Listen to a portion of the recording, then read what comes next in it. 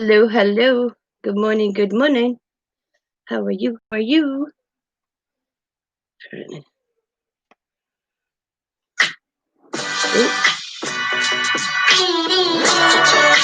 Okay, I hit the wrong button. Sorry. Good morning, good morning, good morning. Good morning, good morning, good morning. So, I'm going to get these clusters finished today. My goal. I have still a whole stack of circles to get done. And then I'd be done with them. And I can start another project. If I don't get interrupted. Thought I had these done yesterday. If I wouldn't have got interrupted. Good morning, Candy. How are you? So right now I'm using some wood pieces that I will be adding here a little bit. That's all right. Lurking's fine. I like my lurkers.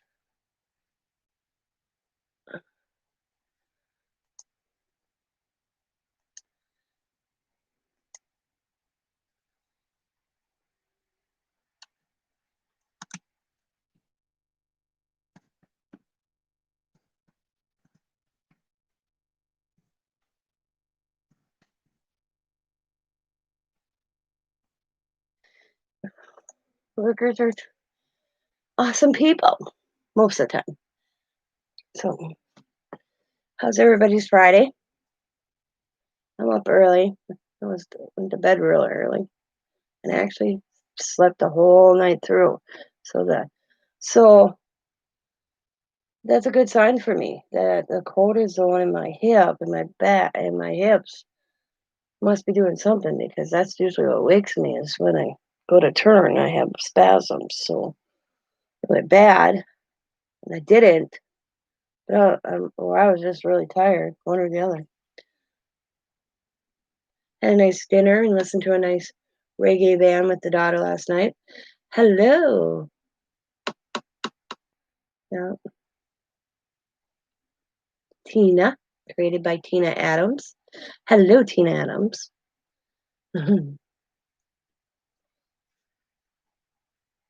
That had a nice dinner and then came home. Bobby joined us after work. He listened to music for a while, but at 12 hours, he don't stay out long. He was tired. And he ate his dinner. He stayed about, let's say, an hour, and then we came home. We were home by 10. We're not late people like we used to be in our heyday. The band was done at 10 anyway, so no. We had a nice, enjoyable evening with our daughter. And that's what matters at the end of the day.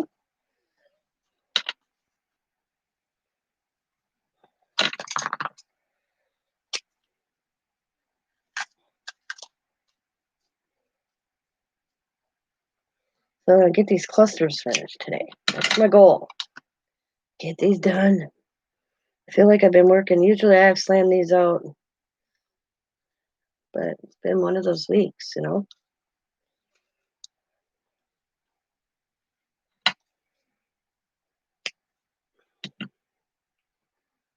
Let's see what I want to use. What's this? This pumpkin. Oh, that's cool.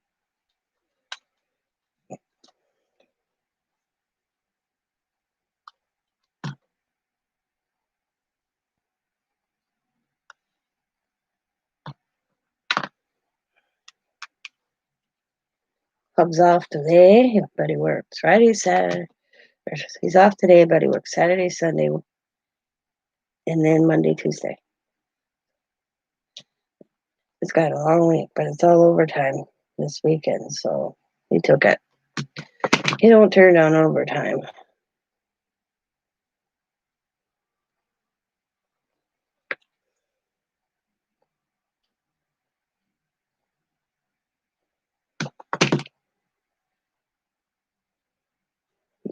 Okay, a little pumpkin. All right, let's add a little doodadders. And the spider. Put the spider there. Let's put Happy Halloween. Happy Halloween.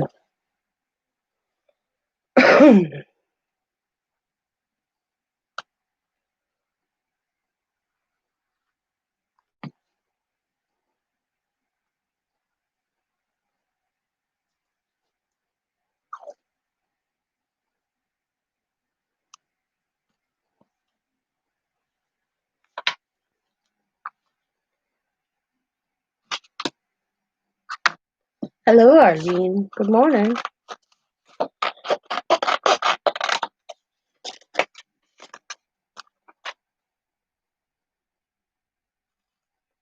Good morning, good morning, good morning. Good morning, good morning, good morning.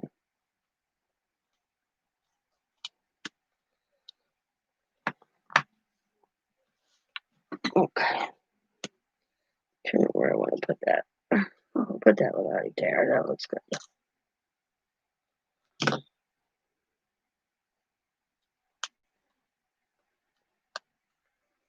Something right there. What do we want to put there? Let's see.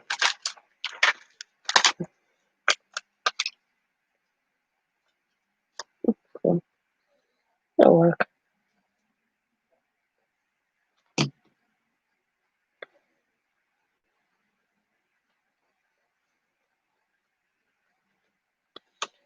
Yep, we got two Tinas in the house. Me and Tina Adams, which I just come to realize was Adams.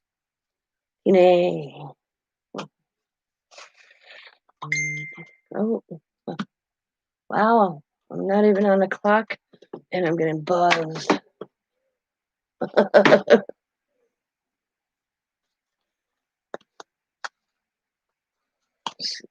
That's a cool song. I'll leave that one.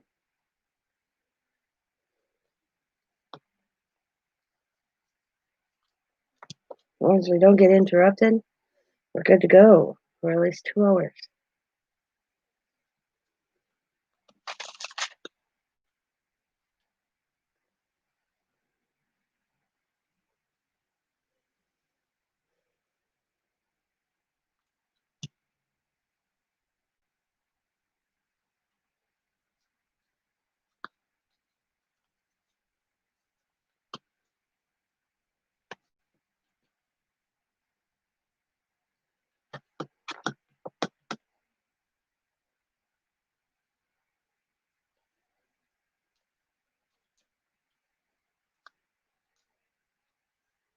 Good man. Let's see. It's a little something else. Oh, yeah, I got this little chunk of pumpkin. We'll stick there. I'm using my bits up. All those little bits and pieces. Hi, Kathleen. That you keep and you're like, what are you going to do with?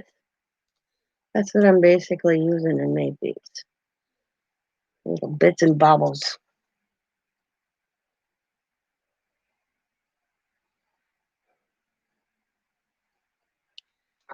Bits and bubbles.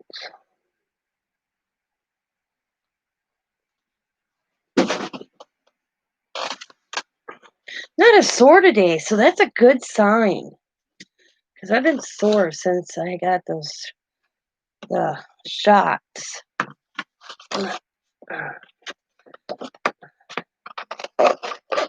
So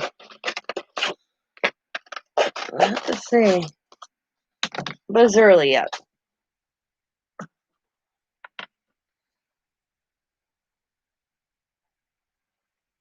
Come on, girl.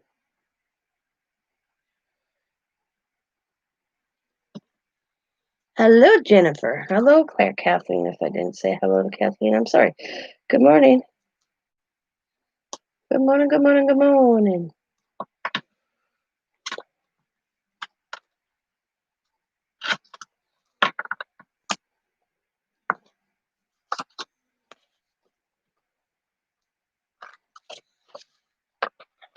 Teresa's still in the hospital. I have no update to give you other than what I already posted. Oh, please keep her in your prayers. I guarantee she must be going nuts not being able to craft and all that good jazz. My husband he'd have been bringing my coloring books and my crayon or my markers and let's see, my colorings and my markers. And I would be like, grab this, grab this, grab this, and this and this and this.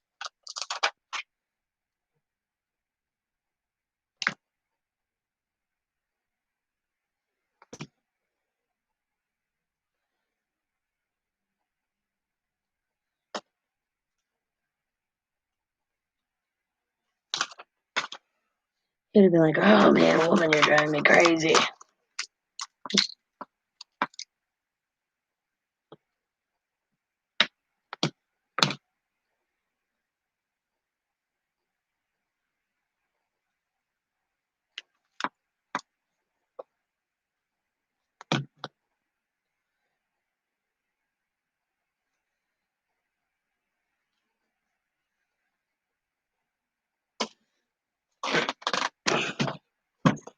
Well, I thought it was weird on Tuesday that she knew that I was having my procedure done, getting the cortisone shots and everything, that she didn't message me how it went, you know?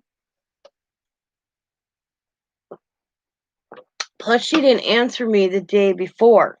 I asked her a question because me and Don were putzing with the cricket, and I got no reply, which I thought was weird too. That was Monday, because Tuesday I had the shots. Thank you, Jennifer. But life gets busy. Well, when I got home from getting my shots, I was only out maybe half an hour. I mean, they gave me this little pain pill to take at the clinic because they numbed the spot where I had the shots. But they also gave me a pain pill because the doc said I would be feeling a little pain. They gave me a couple to get through the next. So it was like a 4 in this little brown envelope. 4 or 5, I don't remember. But the one they gave me at the clinic was a higher dosage than the 5 that I went home with. So so when I got home, I had the numbness on my butt. Plus I had this painkiller in me. So Scott bought me a McGriddle on the way home, and I got home, I got comfortable jammies on, and I looked at my husband and I said, I'm going to bed. And I went back to bed. Well, then when I woke up at 3-ish, I woke up there knowing Teresa was in the hospital. And then I felt bad because I didn't know and I slept through it. Well, then I messaged her immediately, and then she called me because I was feeling bad, My procedure was nothing to compare to what she's going through. I told her, I said, I thought it was odd that she'd message me to see how it went. I expected a message from her. I was like, hey, how'd it go? Are you okay? Or something, on that line. And here she's the one sitting in a worse shape than I am. So if you're listening, Teresa, I love you.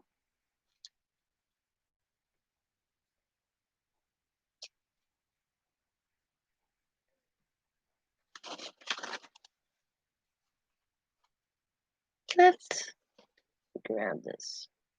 I have this little skull piece I'm just going to put on there as well. Get it done. Well, line her up. I'm going to go this way.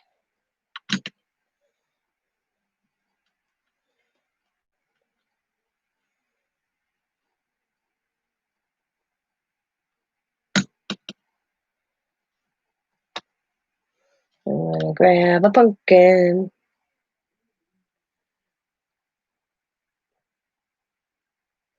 So when it comes to these little wooden pieces I have, I color them. I do. And then like right now, I'm just coloring with, after I get this off, a Sharpie. That's all I'm doing.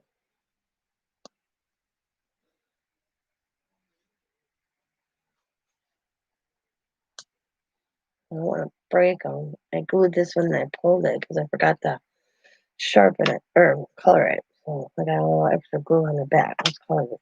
Let's close that for now.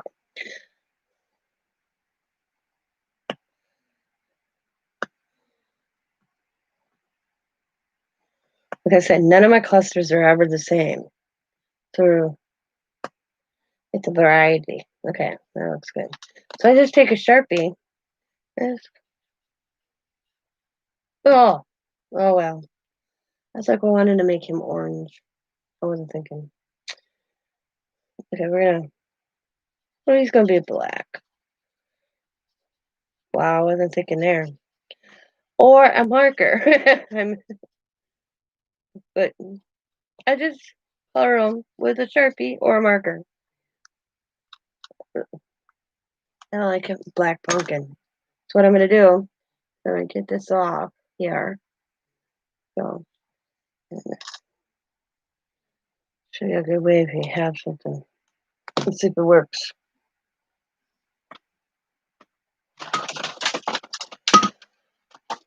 And heat that spot up that I used glue on earlier. Like that.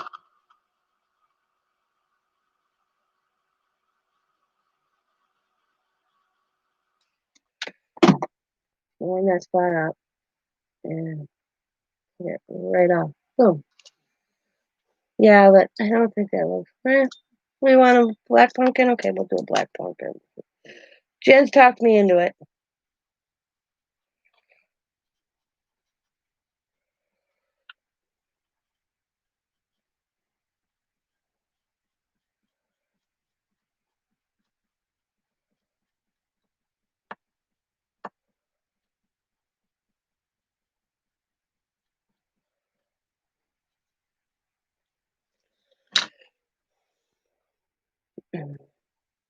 We're gonna put it just like that, where the pumpkin sits and his purple comes through.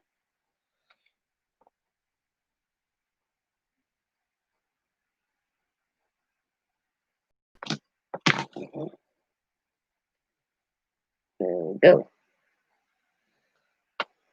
Oop, stuck to my finger. You see, okay?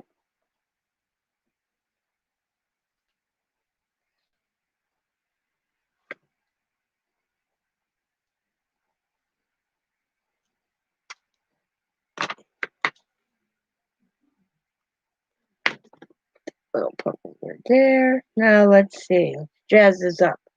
We need a little jazzing on it.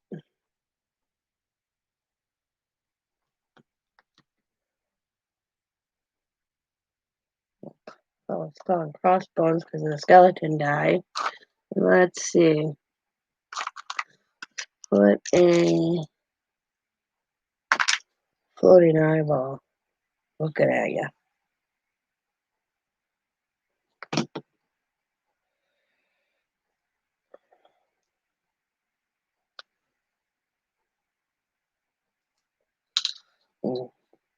Drop the eyeball. There it is. Oh, eyeball.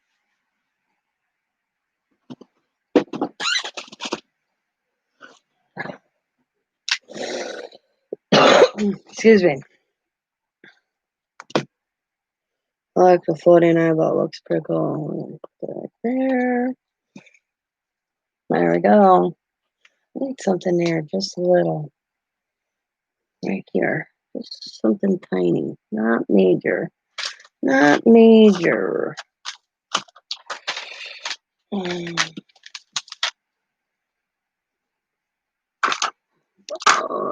little.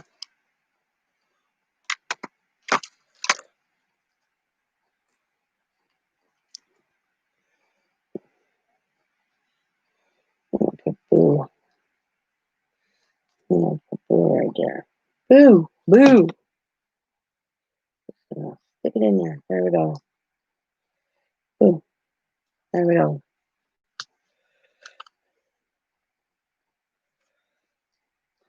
Heat it a little bit. Get all those glue boogers off. Get some water with them for some reason.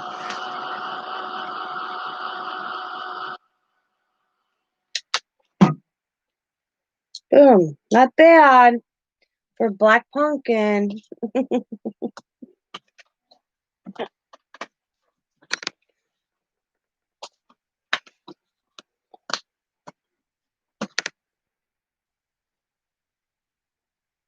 Basically, I'm just grabbing material, trimming it where it needs to be trimmed.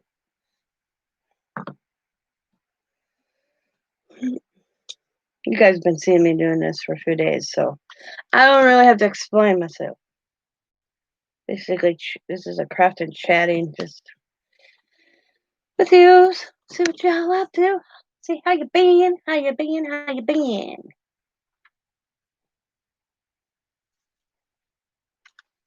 Put a little black.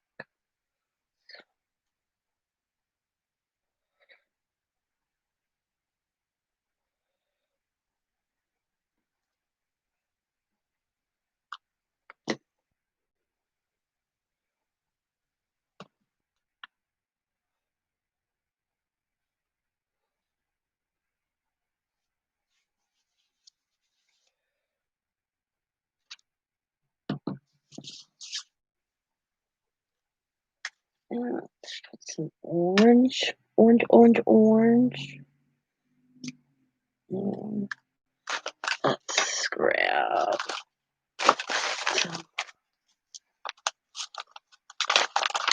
funky right here.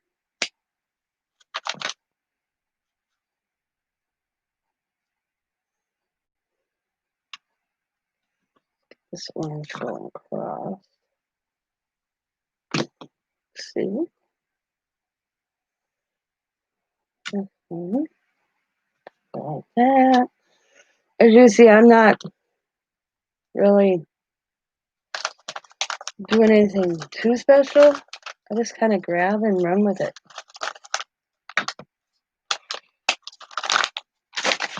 Just kind of layer me whatever direction you choose. These have a sticky back on, so I don't worry about hot gluing them right away. Hello, Carla. And I just get them on there.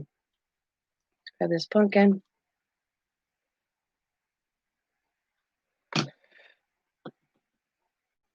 Dead center.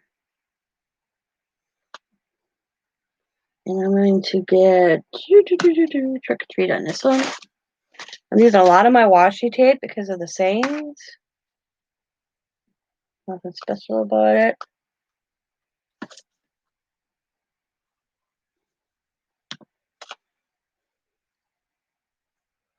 This one says trick or treat. I just glued on a paper to give it some stability. Good morning, good morning, good morning.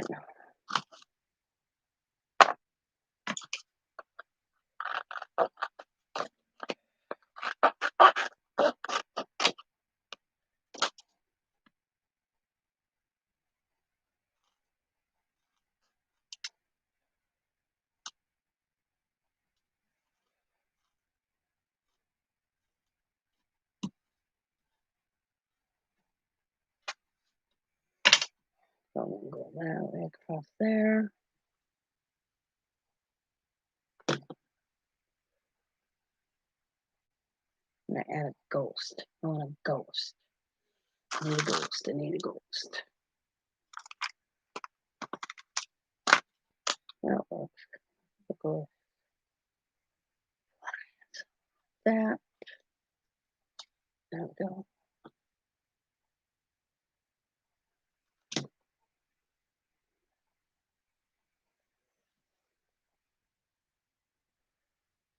Oh, a lot of glue going on today here.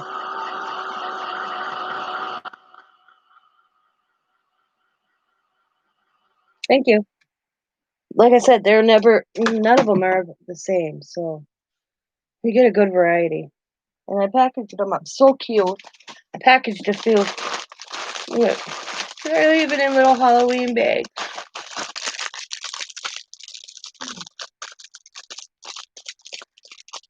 The reason man, I should have waited because I'm going to do a video. So the rest I'll wait, but you can kind of see in the back, you know.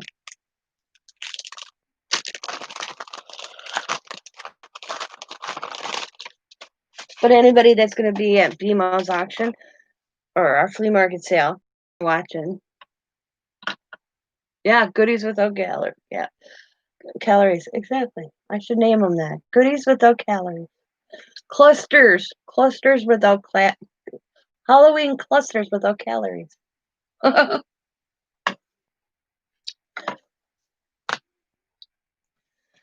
But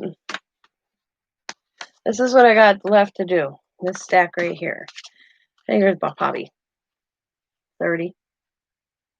Maybe 1, 2, 3, 4, 5, 6, 7, 8, 9, 10, 11, 12, 13, 14, 15, 16, 17, 18, 19, 20, 1, 2, 3, 4, 5, 6, 27, 28, 29. Okay.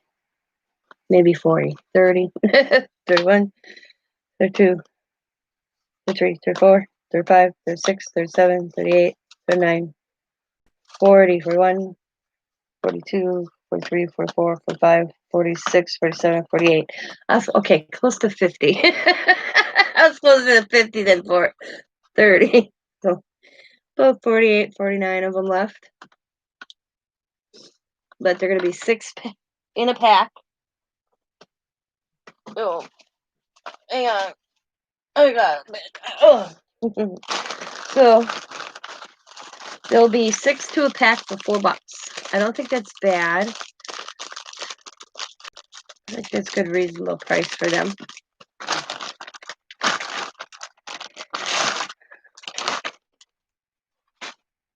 I try to make my prices reasonable. A lot of times I get told, yeah. A lot of times I get told that my prices are too low. Was BMOS says, Tina, your products are worth more than you're giving yourself credit for.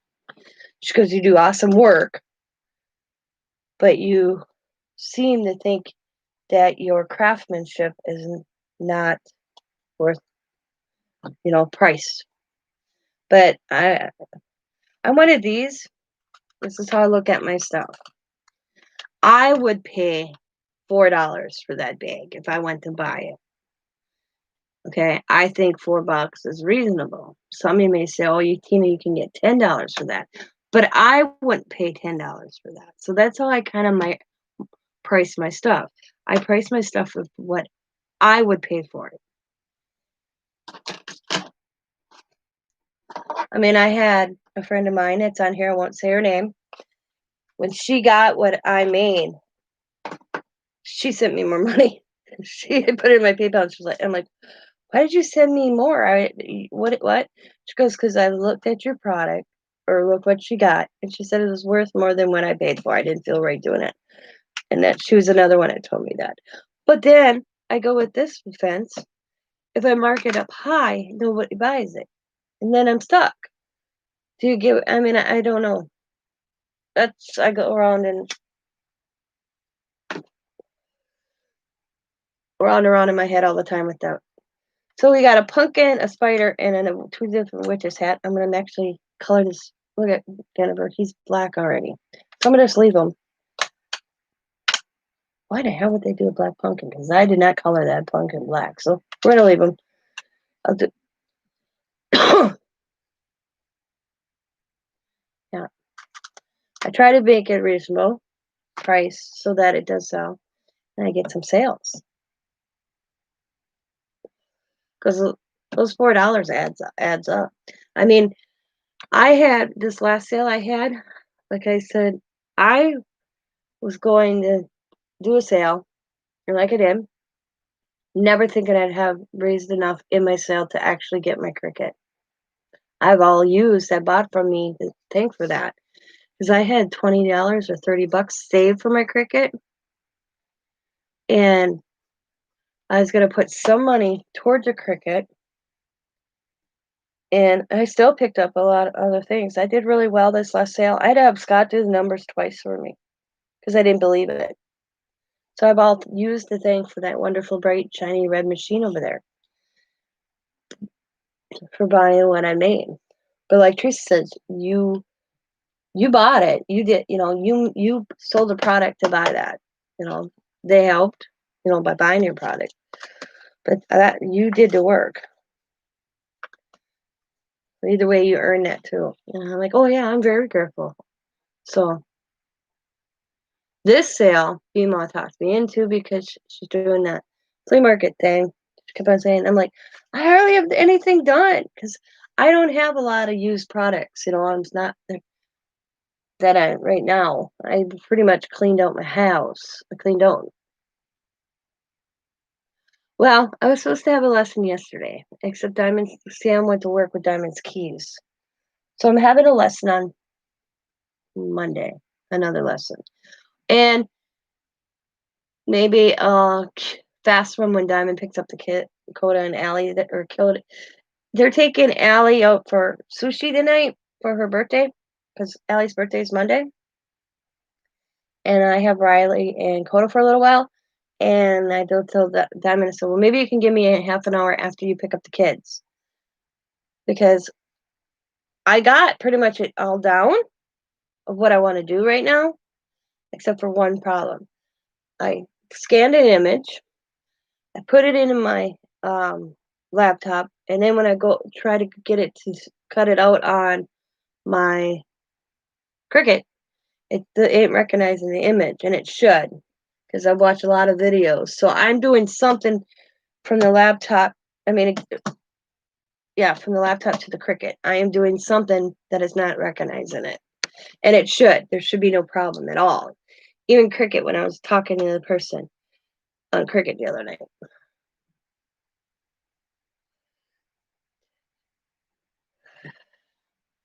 So she hopefully maybe she'll sit and see what I'm trying to do, and she'll figure it out and then show me, and then that'd be one step taken care of. Cricut's really what I've come to realize.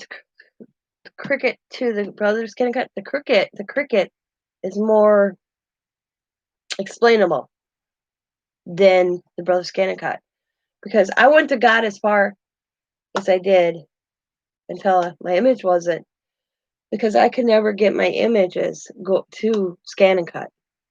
I don't know what I was doing wrong or how I was doing it, but yeah. We're going to learn both machines eventually. I should learn the Brother Scan and Cut. I've had it for almost 3 years. I can scan a bunch of my images and it cuts it out fine. But anything after that, I was struggling.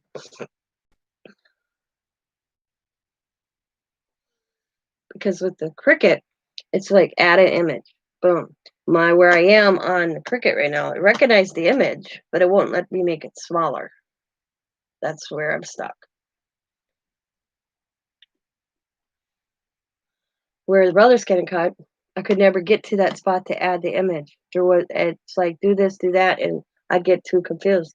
Technology, and I think that's where Cricut realized that us crafters, some of us work with technology and computers every day, but some of us don't, like me.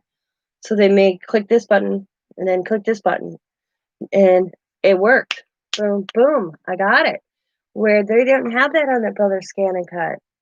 It's like you have to PDF file here, then to here, to there, or JPEG, or whatever those are. That's confused the living out of me. I could never get it on the Brother Scan and Cut. Where I got it on the Cricut. In one day, I got that on the Cricut. That says a lot. But there's different things that each one of those machines can do. They can do a lot the same, and there's some that don't do it. Like the Cricut doesn't scan your images. That's where the Brother Scan and Cut comes in. Where if I stamp a bunch of images and I just want to cut them out, that works awesome to do that.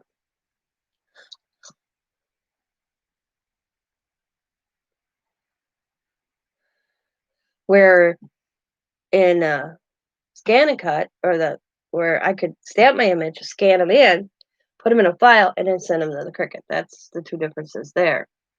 That makes sense. But maybe after I learned the Cricut, I'd understand the Brother Scan and Cut. Even my daughter, Diamond's had my Brother Scan and Cut for over a month at home, and she's been watching tons of videos. and trying to do things, and she says it was hard. She couldn't get. She was as confused as I was because it wasn't recognizing um, an image that she took and tried to send it to the machine to cut out. It wasn't doing it. So she's like, she went over to her girlfriend's across the street that had the Cricut, and Diamond was like, boom, boom. And that's why Diamond's like, Mom, you should get this Cricut. Why? It's everything that you've been wanting to do that I tried to do on your machine. I couldn't get it done. And I was at Samantha's messing with Samantha's Cricut and had it done in 15 minutes. And I'm like, really? She's like, yeah. So I decided, okay, let's do it. And I did it. And it's sitting there. And it will be get used. I'd have been used with my Julie Nutting dolls. I'd have been going crazy. But I'm doing something in between that I messed up. Diamond will watch me do it when she gets here, and then she'll see what I did wrong. And then she'll be like, no, Mom, you hit the wrong button. And that's all it takes. Plus, I took notes. She tried to help me over the FaceTime. That didn't go well. Okay, I gotta move that bucket. I keep hitting it. That didn't go well. FaceTime lessons. Yeah, I wouldn't do good with virtual schooling, I'll tell you right now.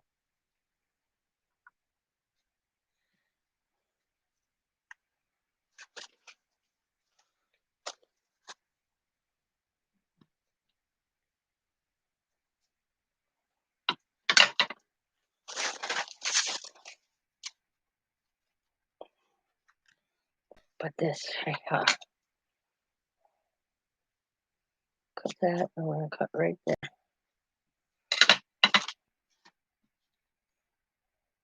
And then I'll add that one. I'm gonna add this one instead. I'm just gonna go like that. I'm gonna go like this across. Yeah. Ouch.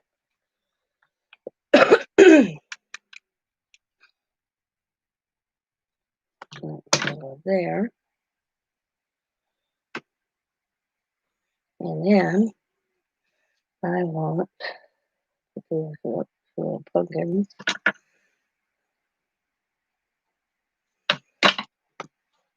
Let's put there. And then sit down. And I'm gonna put that like there so I can still read Famous Witch right there.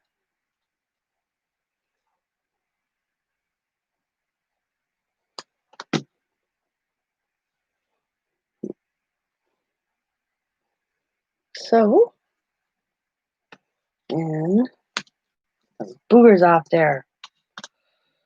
Damn boogers, I swear to Lord.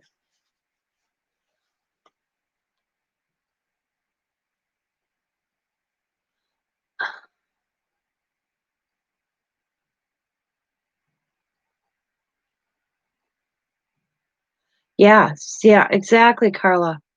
I mean, I've had the brother scan and cut 2 years, 3 years maybe. I've used it, like to stamp out my images. But when it got into the deeper technology of trying to take a JPEG, or I think that's what they're called. See, I don't even know for sure what they're called. And bring it to the scan and cut, and to cut that out. I mean, I'd get flustered because I couldn't get it. I didn't understand it. If that makes any sense to you. Just, I was like, oh. And then I'd quit because I'd get flustered.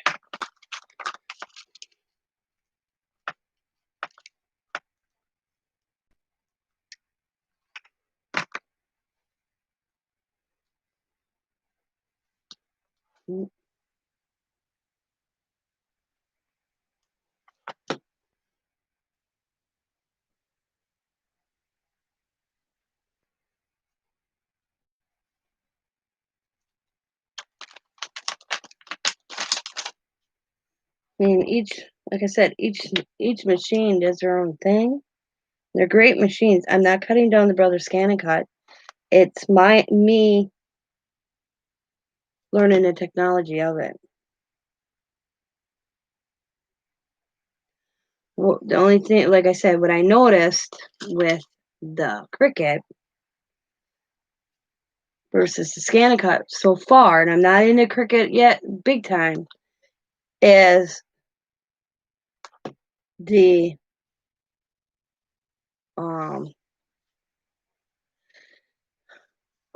it was add image, boom, take away back, because let's say this is my image I want. And then it was pure white. Well, you just want this cut. Okay, we'll do the circle. I just want the circle. Say I loaded this circle. This is what I know it's the difference off the bat. Is I just wanted this circle cut. Well, I have all this extra background. Well, for the machine on the Cricut to recognize it, you just click on here and it turns this like blue X's so that the machine only knows to cut this circle. Boom. Now, and all I did is have to click, and it clicked it, and it made the outside of this circle the only thing I was going to cut. Now, when I tried that on the Brother Scan and Cut, I would have to do certain things differently to get this circle. That's as far as I got in, and then it wouldn't cut the circle on the Brother Scan Cut. I tried. Where I cut that circle, you saw if anybody like this. Where's my phone? I did this. I was so happy. I was proud of myself.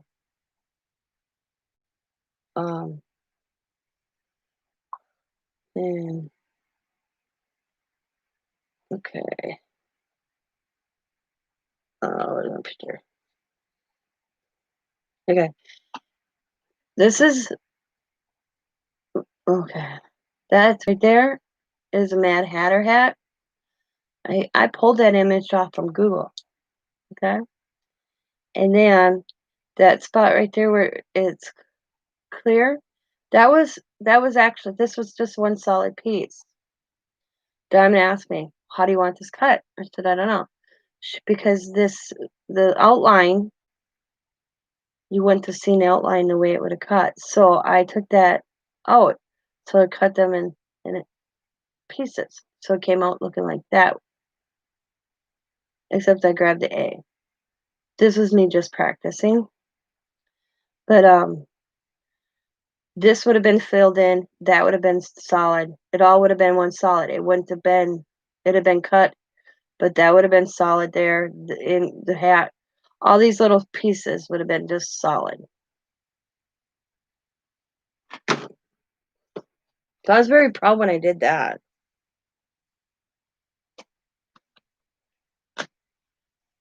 Okay, we have one more witch's hat. We're going to color that, though.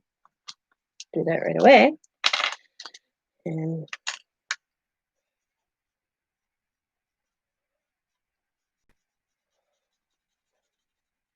I just did a quick color in a black marker.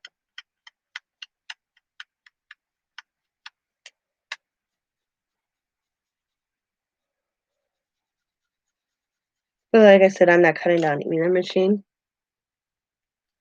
Yeah, I'm going to do that hat again. That was just a practice run because I just did it. I haven't learned how to size things, make things bigger or make things smaller yet. We're just learning the steps to get me to that spot.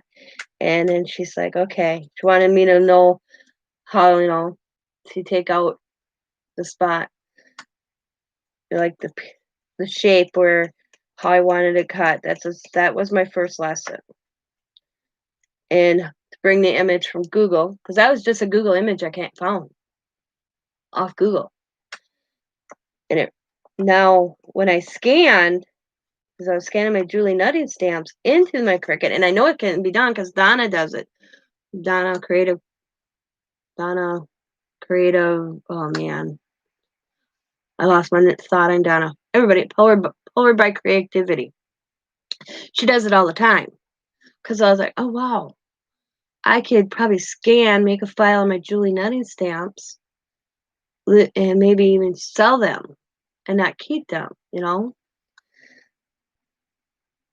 or put them away and not have to keep constantly bringing them out to stamp. I can make a file, scan them all in, make a file, stick them up on a shelf, and keep them forever. So I was doing that, and it's not recognizing whatever I'm doing from my scanning them into my laptop to put them in my Cricut. It's not recognizing the images. So that's where I am with that. And Diamond said, I don't know what you're doing, Mom, but it should. So should be no problem recognizing that, she says. So there's something I am doing on my end wrong. She puts it. You're doing something wrong on your end. And it's hard for me to and Diamond. You come to realize me and lessons over the internet is not a good idea. Not a good idea. Because it's hard for her to see what I'm doing.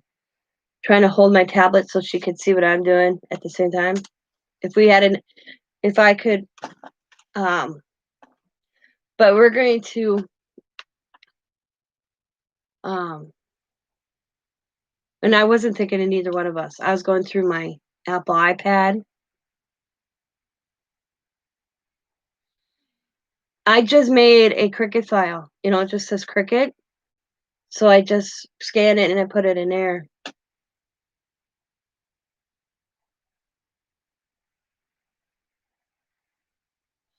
Oh my God, that is cool, Carla. I love the Mad Hatter. He's one of my favorite characters. So I did everything. Okay, this is what it says. I scanned it. I put it in my file. I sent it and I was in my Cricut. I got it on the Cricut. And then when I go to, do the white out the sections I don't want, that part, and I go to cut it, it won't cut it. It won't do it. So Diamond thinks I hit something different. We did it two different ways. So like she says, maybe she taught me a wrong way. Yes. That's cool. So she's like, and like the next time what we're gonna do is I'm gonna talk to her. I'm going to set up this camera.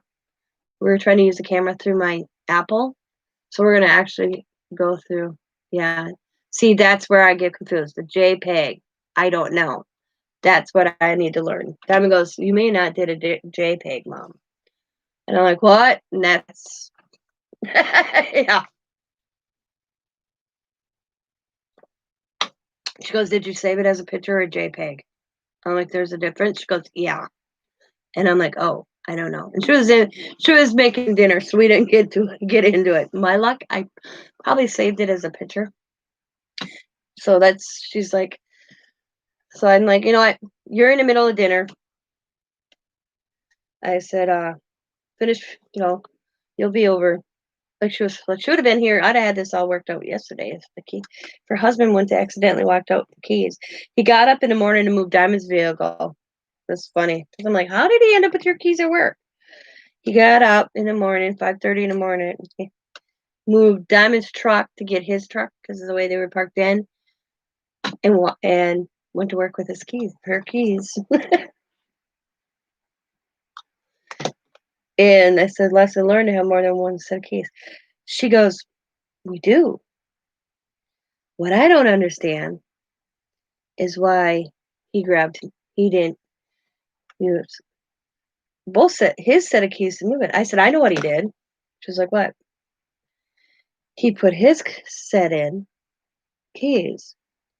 I said, to move your truck, used his set keys to move his truck.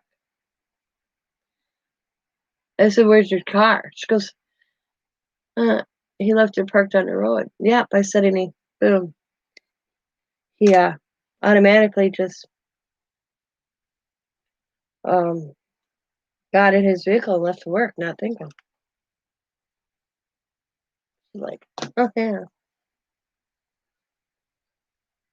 Rich and famous. But like I said, we'll figure it out. I only had it since Saturday, and she was here Tuesday. I would have had 2 lessons in if yesterday at the keys, and she felt bad. She was really, "I'm really sorry, mama," and I'm like, because the deal was that for her to use it, she had to teach me to use it. 'Cause she ordered her, um, what the heck, vinyl already. In effect, it'll be here today.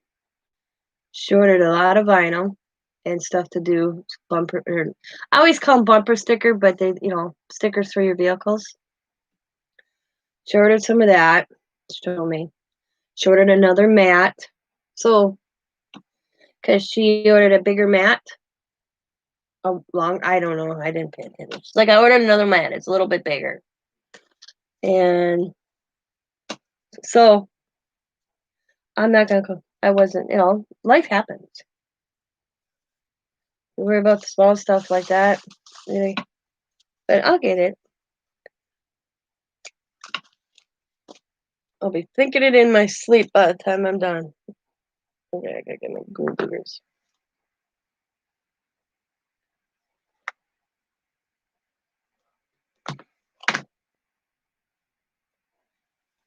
And then Teresa's in a hospital.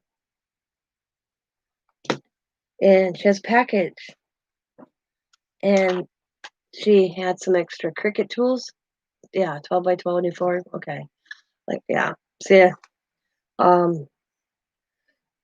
Teresa had an extra set of Cricut tools that she gave me. She was all excited. She's like, look at, I forgot I have like a couple extra sets of Cricut tools.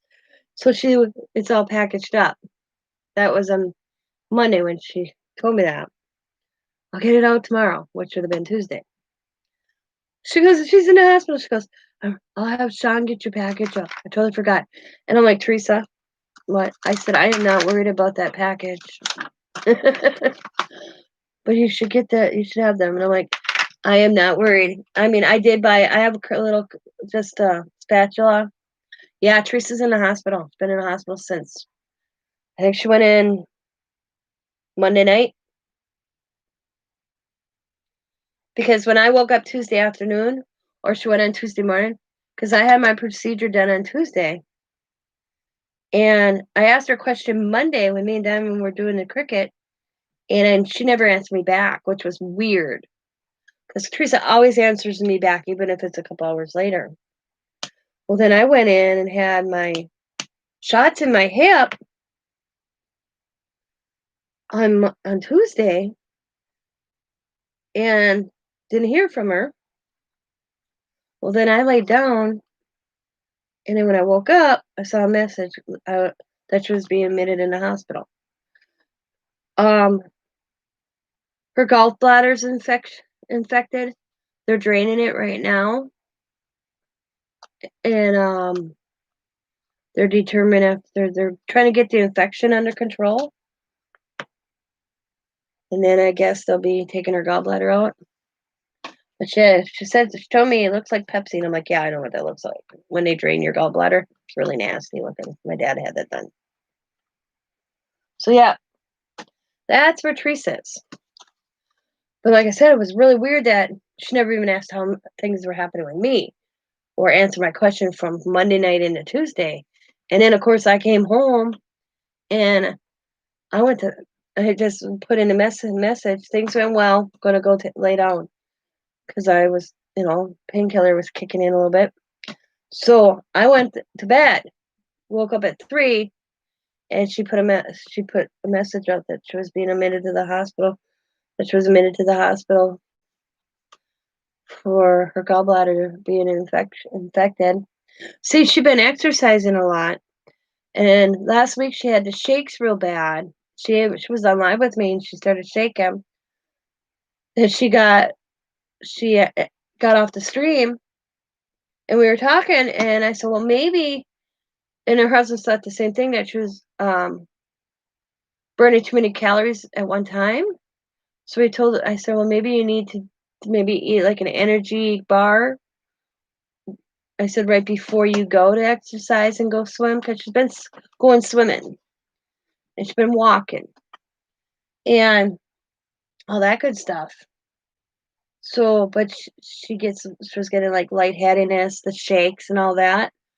So that was last week that she got lightheadedness and got the shakes when we were on live that she had in the stream. Well, guess what? I don't think it was from her doing exercise. I think it was the infection. So now we know. Now we just got to get her better. And I talked to her a little bit yesterday evening. Matter of fact, I was ending my stream Wednesday when she called in. She called me, a messenger. So I'm like, guys, I got to go. I got this. And I'm like, bye. Because I didn't want to miss it because I didn't hear from her all day Wednesday.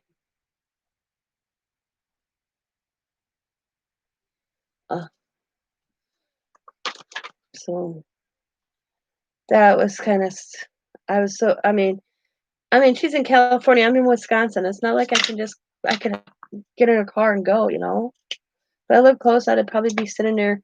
I'd probably be sitting at that hospital with her, just chilling. Okay. Yeah. See, my gallbladder would have been where she is. I was fighting sickness for almost 2 years before they discovered it was my gallbladder.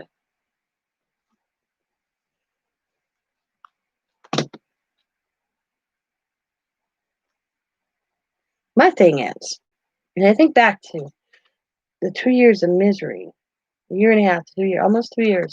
Yeah. Why didn't they check that?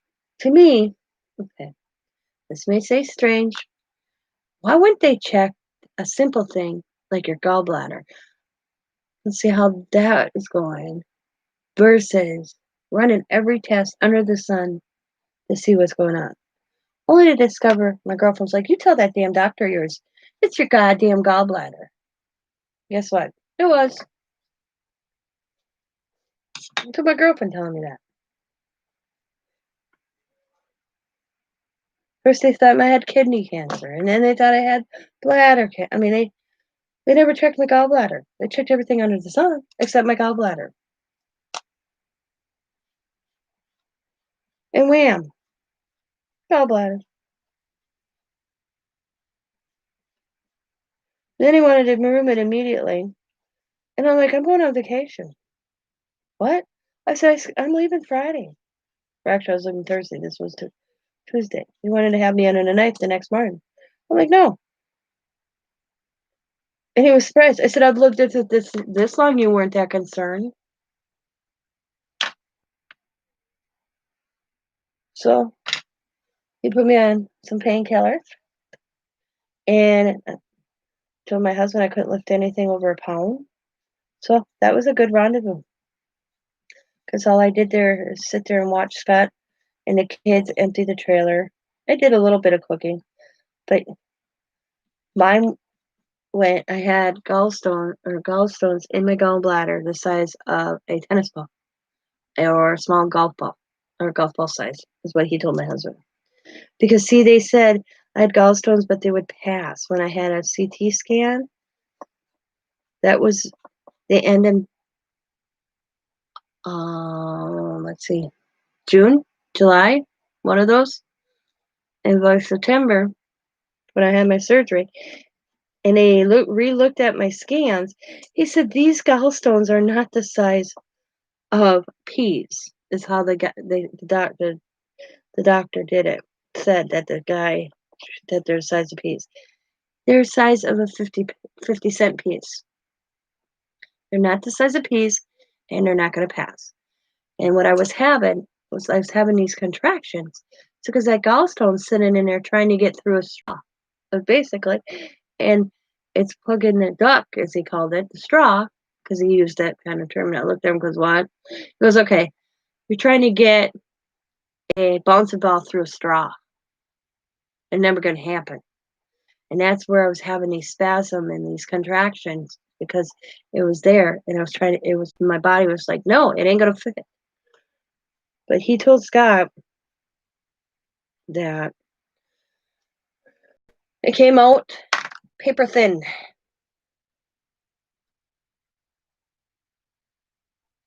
Paper thin. I wish you would have took pictures. I'd have liked to seen it. Well, maybe I wouldn't have liked to seen it. That would have been kind of cool. Yeah. So, came back on Tuesday, or no, Monday. We came back on Monday and then Wednesday I was under the knife. And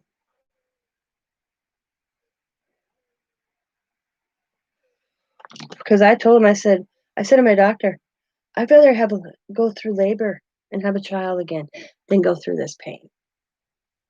That's how bad it was. It's awful.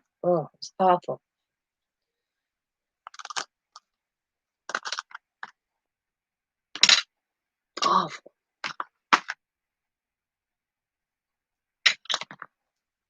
Balls with spikes on it. Oh, I grabbed the wrong scissors, damn it.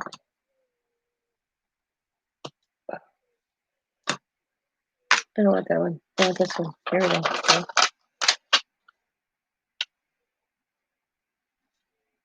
Okay.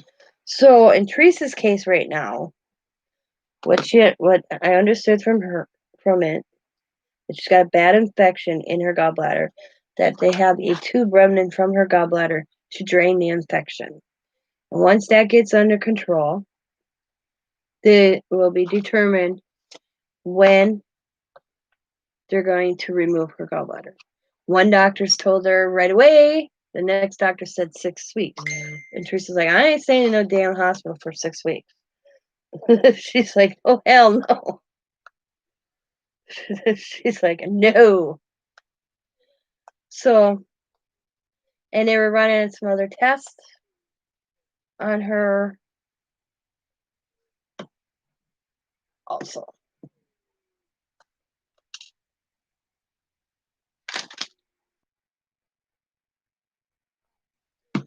To check her kidneys and all that good stuff.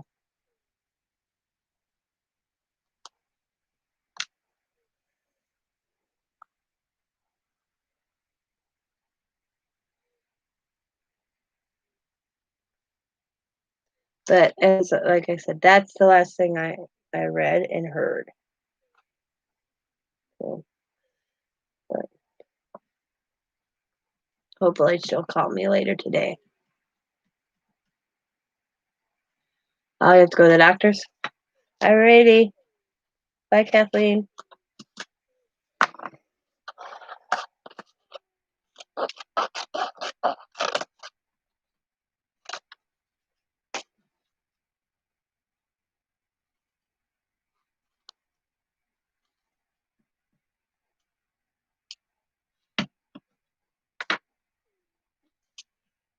Oh no, I just threw away the wrong one. Oh, where? There. I should say throw away. Recycle.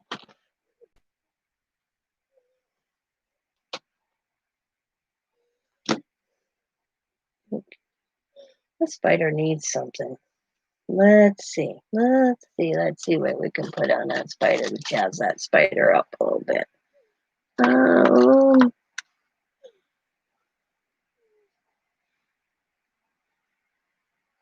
That's what my girlfriend said to me. I was out at my husband's buddy's house, and she was at some conference, and I was miserable. I had bad heartburn, or felt like heartburn, that sensation feeling. We ate dinner, and Ian asked my son if I would like a drink, and I said, "Yeah, just make me a Captain and Pepsi. Just not a lot. I'm not a big drinker, and I don't like a drink where it's all you do is taste the alcohol. So I said, just give me a splash of rum and Coke in my Pepsi, and the drink was fine, not a problem. Wasn't overpowering, just perfect, just right. Took a drink." And probably took another drink. It wasn't a steady rate, gulp, gulp, gulp. Kind of just take a drink, talk, having the typical way. And the next thing I know, I am hunched over and having spasm. Just crazy. Scott's going to the truck looking for this stuff he has for Well, upset stomachs. Mihai's in the house making a home remedy. Ian's on the porch rubbing my back. Mom comes home and goes, "What the hell's wrong with her?" And I'm fighting these pain. He tells her, and he goes, "It's your damn gallbladder. Go to the damn doctor and tell your doctor to take your goddamn gallbladder out." She says, "Well, guess what?" I'm like, "They told me it's not my gallbladder. That they're only size of peas. That I have to go through this pain. They will pass." And she goes, "That will never happen." Well, to find out, they weren't size of peas. I will be right back, ladies.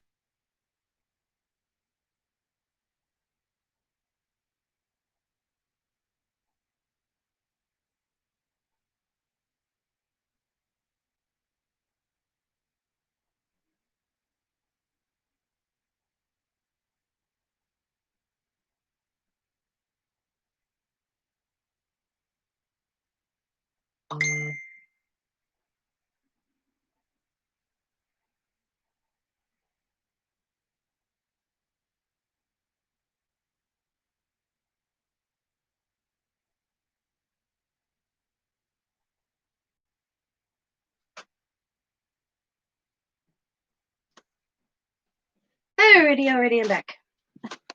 Okay. Oh, did I miss anything? Okay. Got one more little wood pumpkin, and then the wood pieces are done. Because what I'm doing is I'm just finding things like this has two. I'm gonna use those two.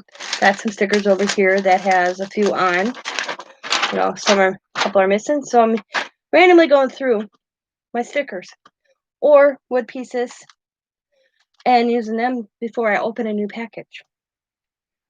And that's how I'm doing them. Oh, buckets full.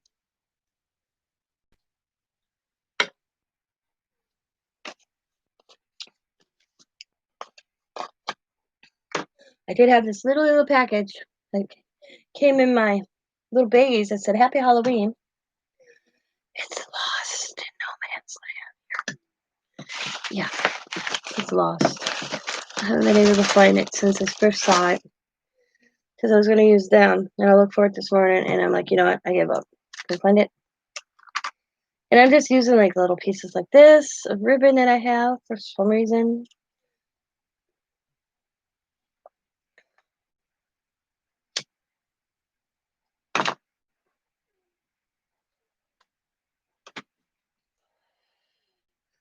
The material I cut already, just little chunks of material that I cut up. And I just kind of lay it on there, hangs over. Doesn't matter to me. Let's see, let's put that right there. And that's all I do. Anybody can do these. Just make sure that this is sturdy, because you want something sturdy to hold it all. Yeah. So due to the fact that this guy is black, I want to find something that makes him pop a little bit. So let's get some of my orange meshy stuff that I just have sitting around. And I'm just going to, that witch is cool. And they're going to put orange. Oh, that's right. I think I'm out of the orange. I think I used the last of the orange, which is all right. See, because I had orange like this, and I think I used the last of it. So what I'm going to do is I'm just going to glue purple.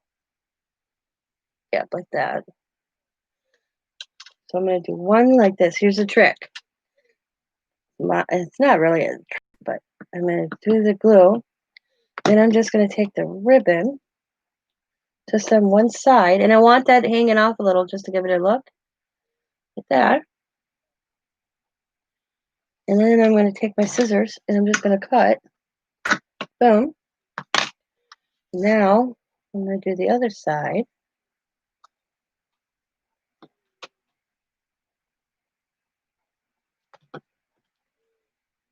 And I'm just going to glue that. I'm just going to cut again. That's a cool look on him. I don't care that, Then I got this cool witch, and I'm going to set that to the side over here.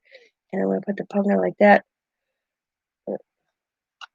Witch, because that's a cool looking witch. I really don't want to cover that up too much. But I'm going to have it look like that. Boom. That's going to get covered up either way. So actually, let's use a piece that it's her face is perfect on that. So I'm not going to use that first. I'm going to use this mesh. Put that there. I'm going to have to add the mesh actually, but we're going to anyways. Boom. Lay it down. Put this down. Boom. Now, I'm going to add some little tidbits off to the side. Maybe, what do I want to put there? I'm going to put Boo on this one. And I have to look at my little dish here. Oh, I want that. That's right there. Cool. That's cool. And I'm going to put Boo right there. Boo. Put a bat right here. I'm not using very much hot glue either. And I'll put another Boo right there. Maybe right here. Right there. Put Boo there. And put a spider. There.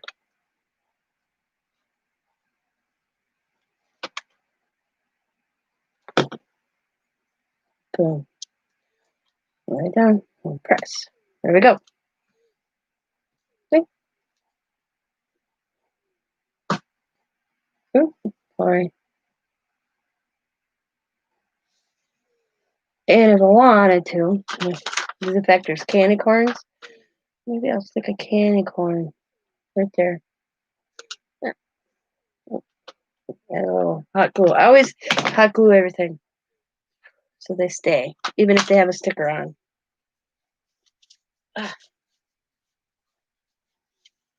Added a candy corn on there because the candy corn here. There we go. Another one done. Now I get to move on because I used my random wood pieces because I have these. See? But I had some random wood pieces you saw that were just on the bottom of my container.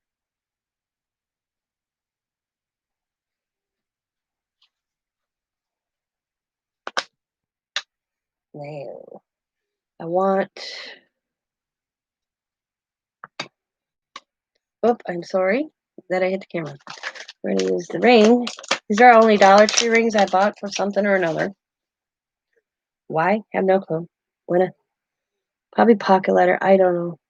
I want to use a piece that's not has some coloring in it. So we're going to use this piece.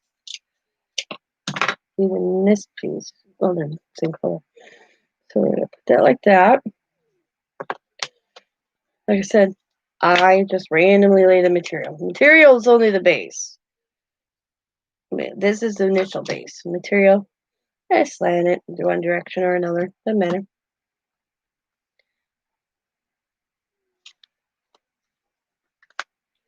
Now I had a spider web. Yep, right here. And I'm like, cool, I want to use. So first we're going to build a little bit. So let's put some mesh. That like there.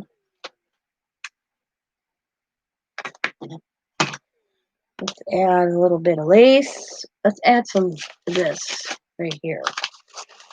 I'm going to just grab some. And I'm just going to snip. And I'm just going to lay it down. However it kind of falls.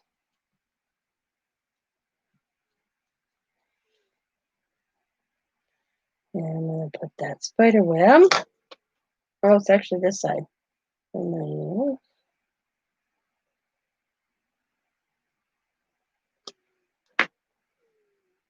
so, sit down.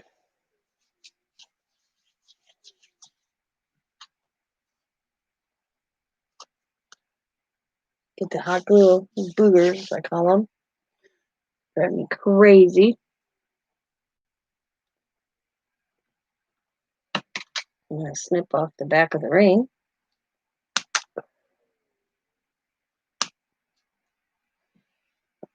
Right there.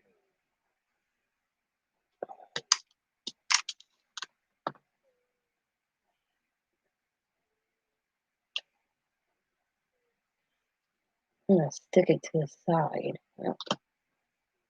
I'm just going to glue in the back, that way. It's not going to be right on the spider web, but close. Hi, Steph.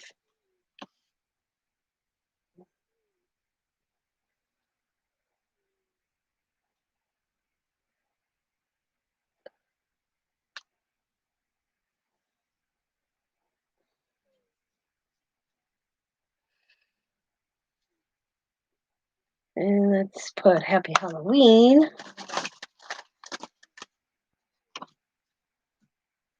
down.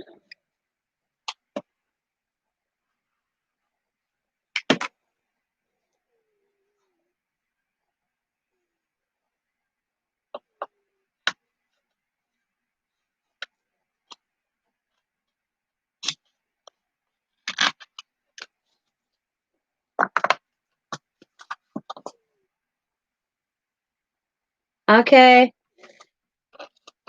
Have fun helping your sister. I'm getting these clusters done today. That is my goal. So I can start my next project.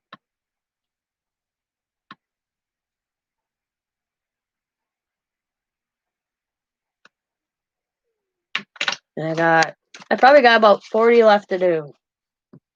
I'm not going to recount them. But I got a stack.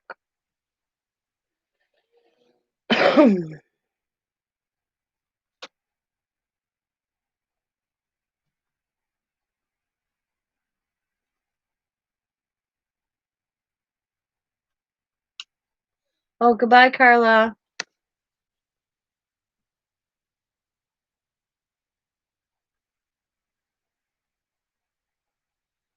Got to go. Kateria melodies are live. Oh, I see. Oh, okay. So everybody's leaving me to go watch Kateri.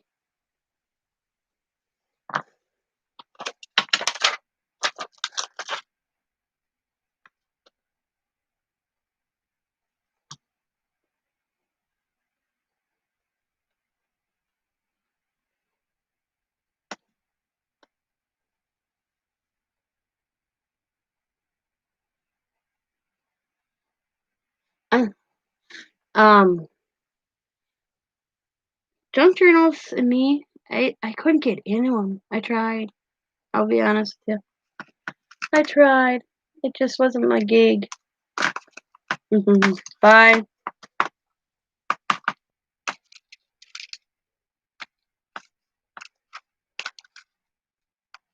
I just couldn't get into doing the junk journals. Some people can do them. I just couldn't do it. I just tried and tried, and I'm like, oh, this is not my gig. You know?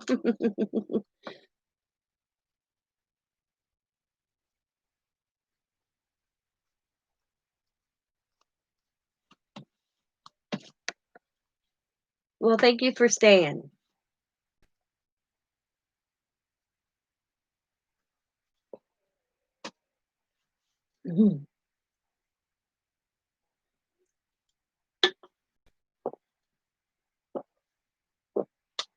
I'll leave them.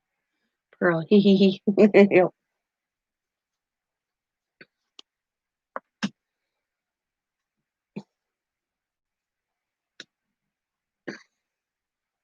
I don't watch them. They never. Okay, I'll be honest. I don't watch Kateri. They never come in and watch me. So that's the reality. I give to who I watch who watches me. Does that make sense?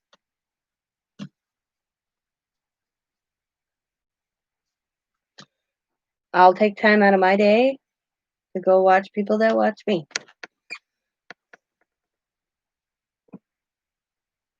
I'll support who supports me. There we go.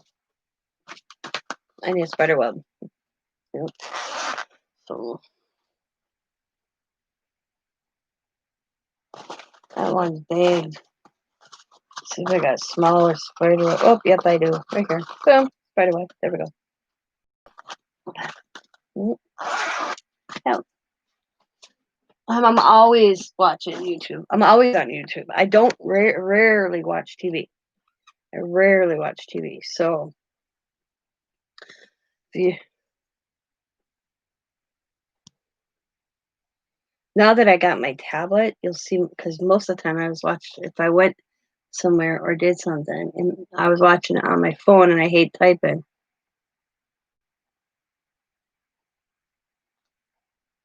Yeah. Um, but I'll be watching my phone. I always like the videos. I just didn't comment because I hate typing on my damn telephone. I got fat fingers. But now with my tablet,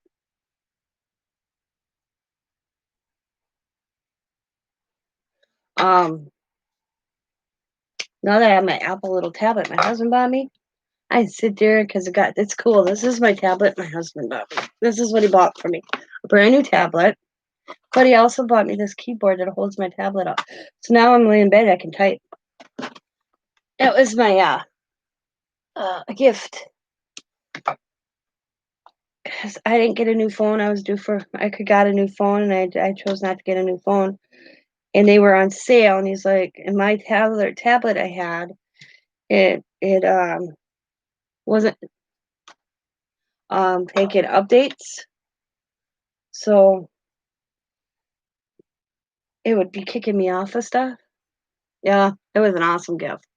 So I got the new one, and then we gave my old one, which to the granddaughter who just plays games on it.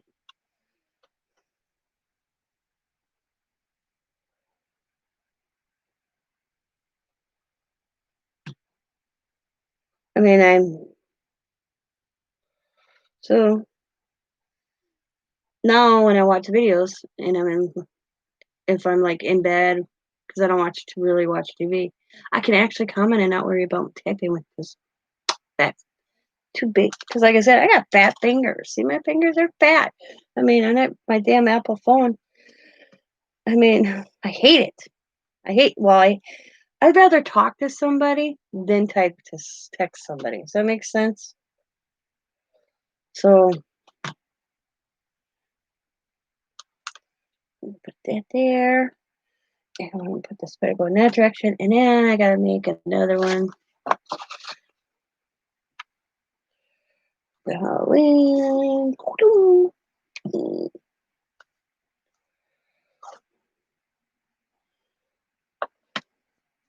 So, doesn't Bima have a sale too today? Halloween sale? I'll have to check. I don't have the money. I spent my money on a cricket machine over there, so I have no extra funds to buy any goodness at anybody's sale.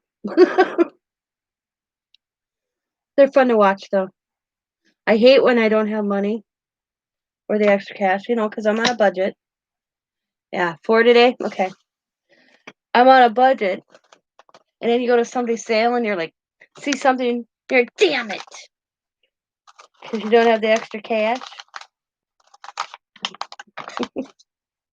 at the time. But I really rarely need anything right now anyways. But all my money is stocked up. Hi, Dawn. Is in my new cricket machine, so the funds are low. How are you, my friend? It's my friend Dawn.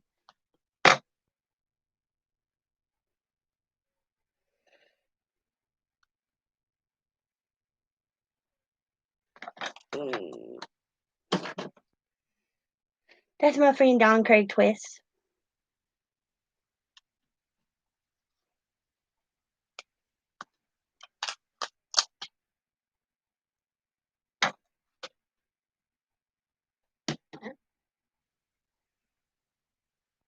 There we go. Let's see. Maybe stone. Oh, here we go with a purple one. Don't know where it came from and why it's here, but it looks cool. So let's use it. Put 'em right there. Boom.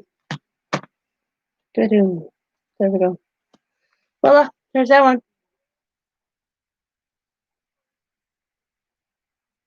Been girl busy, busy, busy, busy. Oh, me too, actually. I'm gonna go grab me a soda. I'll be right back.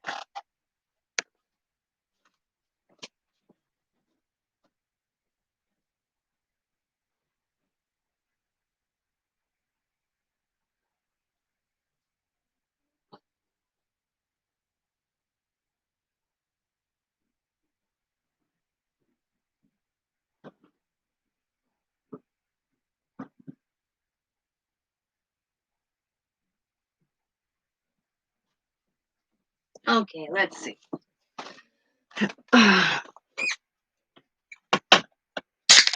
The puppies keep you busy?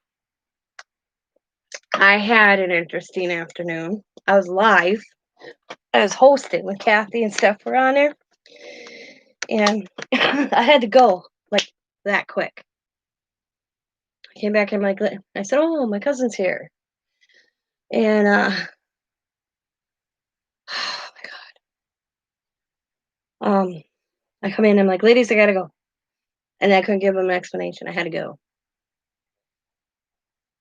How's the camera classes going? You mean the cricket classes going? I was supposed to have one yesterday, but Diamond's keys were at work with Sam, so I didn't get one. My cousin showed up here tripping.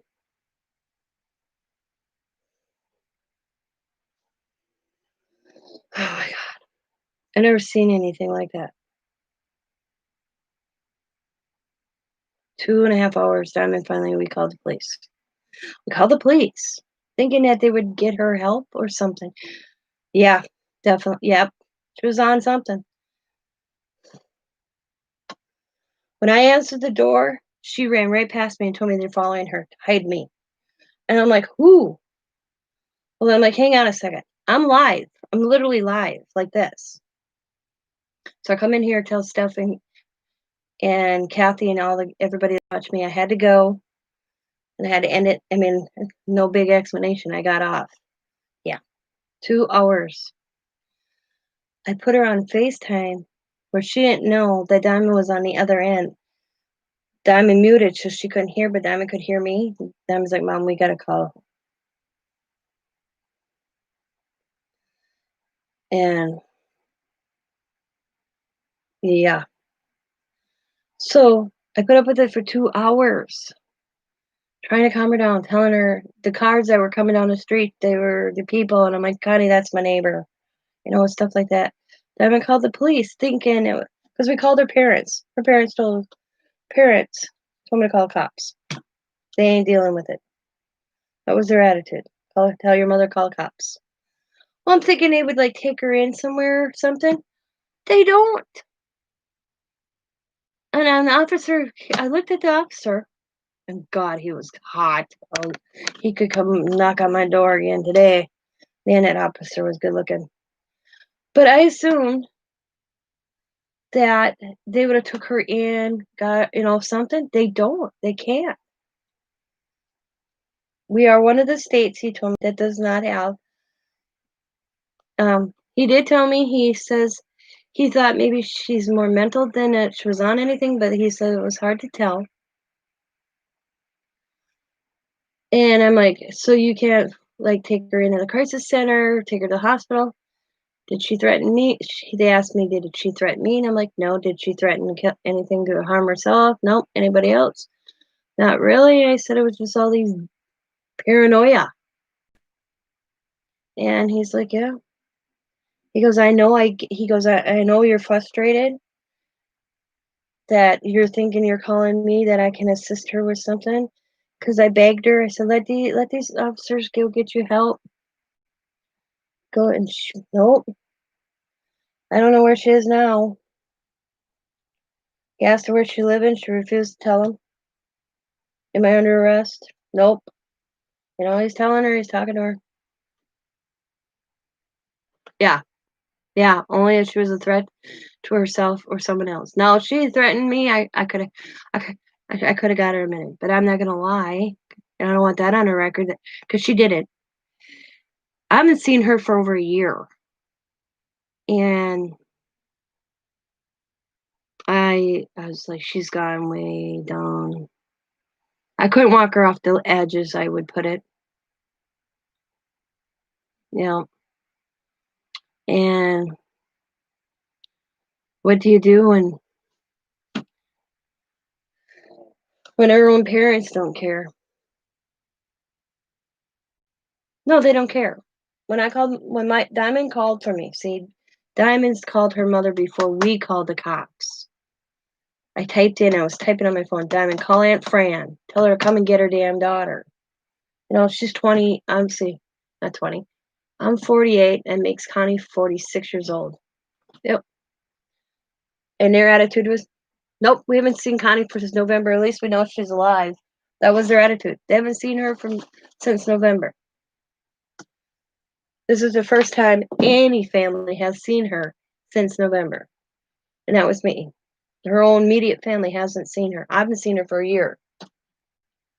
Yep. I got out. I'm like, where are you living? Hi, Jackie. She's living in her vehicle here and there or sleeping in her storage shed. So she's basically home.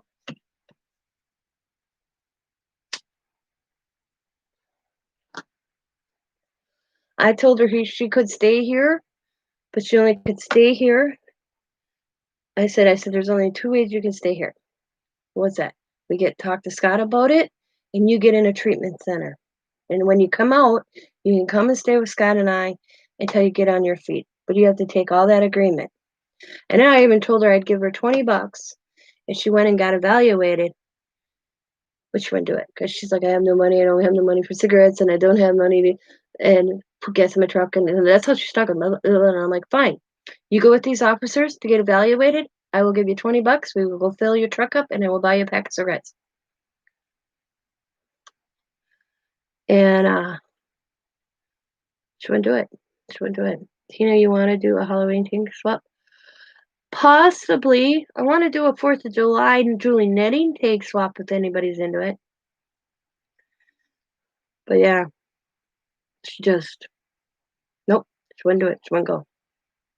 She got in her truck and left. And then, of course, people are still following. She thinks the cops are investigating her, following her. And the police officers told her straight up, you're not being investigated. You don't have a warrant. Your truck has not been in no involved in any crime. It was just weird. Just weird.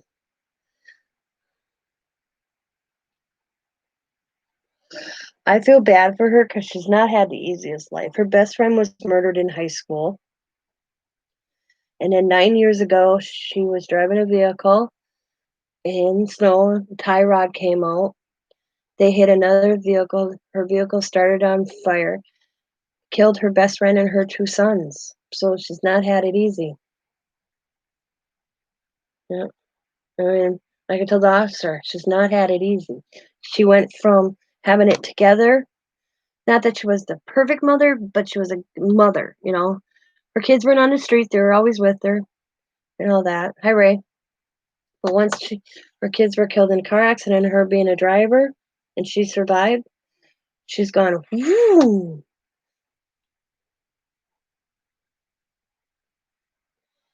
And I have parents that don't care. My cousin showed up here tripping yesterday on something. I haven't seen her for a year. She was being followed, paranoids.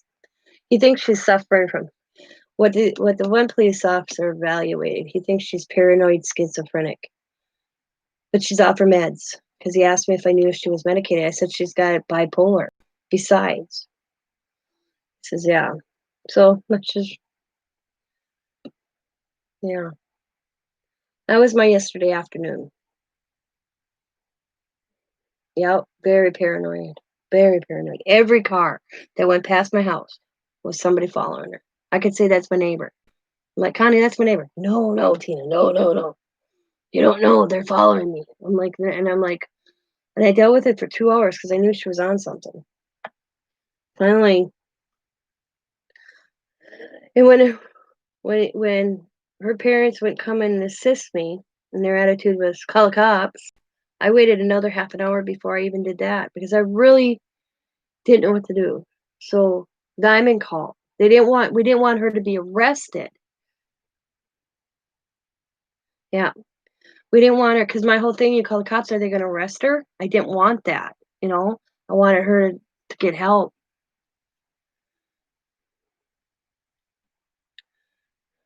Yeah, I did. Almost 3 hours. So when the cops arrived, we were outside and we were chilling, talking, and I said to Connie, "Why don't you wait? Maybe I can get," because this is my cousin that just does. She's a junk picker, and her truck was loaded with all the metal to take in to get money. I said, "Why don't you just wait? We'll take it in tomorrow. I'll get you a pack of cigarettes." I'm trying to calm her down because I really didn't want her on the streets, you know? "No, no, I gotta do it today. I gotta do it today. But they're following me," that's how it was. So that's when me and Diamond made the decision to call the police, thinking, thinking that they would get her evaluated, that they would, somehow, but they can't. Legally, they can't. The police officer gave me a pamphlet. I read it last night. I was like, oh my God, we are one of the states in the state of Wisconsin. We are one of the states where, they'll say a welfare check basically is what we did that cannot determine to take her and have her evaluated on their own judgment. And like he said, officer told me right now, he says, with the situation in our country, my cousin showed up, Jackie, yesterday tweaking on something. She was on something. She was tweaking. Yeah. She was all jacked up on something. What I don't know, I couldn't get it out of her. But I knew she was not on her meds because she answered that one. I'm like, Connie, are you on your medication? No, I can't afford it. I'm like, why aren't you going to the clinic for them? Because we have a clinic that will give medication for bipolar here in Green Bay. Yeah. Oh, yeah. She's been self-medicating for years. She never took her medication the way she was supposed to either. But I've never seen her this bad. What, John?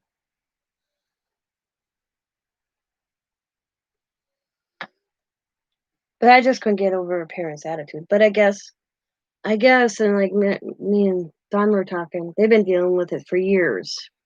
and she's 46 years old, and they make it. How the officer said to me is they make it so hard for a family to assist another family member that's in a position my cousin said. He goes, they make it too hard because they are an adult. He goes, they can do what they want to their body. If she hasn't, I said, well, can't you check her? And he said to me, I could check her, and then if she has any drugs on her, then I have to arrest her, and then she'd just be out of jail. He goes, what you want is her to get help. Yeah, no, yeah, right. Not them. They've been like that for years, even when she was a kid. Um, he goes, and you don't want to we don't want her in, he goes, you don't want to put her in jail. I'm like, no, I don't want her to go to jail. I want her to get some help. That was hard but then she called me, I'm not mad. She thinks somebody else called the cops on her because she told friends where she was. She doesn't realize it was me or Diamond. She thinks it was somebody else. I let her believe it. I wasn't going to correct her. Because he goes, you gave her options. You said, hey, Connie, you go with these officer, get evaluated, get some help. You can come and stay. I said, well, come and stay with me until you get back on your feet. But nope, wasn't having it. Ain't go. Nope, nope, nope, nope, nope, nope, nope, nope. That's all she kept on saying. Nope, nope, nope, no, no. And then she called me last night. They're still following me. Yeah, I kind of had to shut my phone off last night. Told Diamond to call me. I said I have to shut my phone off. She keeps calling me. They're following her. But they got me down. They put me down in the system. I said, do you have any viable information on her? And he goes, like next to kin, who to contact and all that in your system. He said, no. So guess what? They do now. Yeah. Because I gave them her parents' information, her siblings' information. So if anything happens to her, guess who? They're getting a phone call, not me. They do have mine, but I'm not listed as immediate family.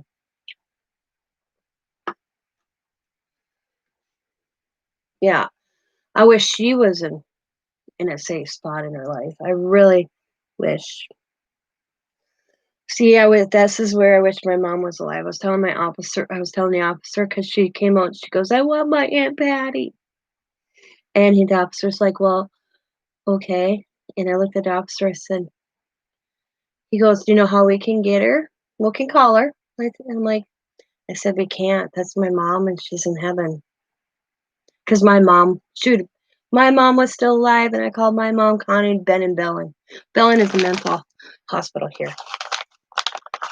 Because my mom was her stability. Her own parents was my mother. She would not be in the position she's in. And he goes, she was in the office, she was close to her, like the other daughter. I said, my mom, yeah.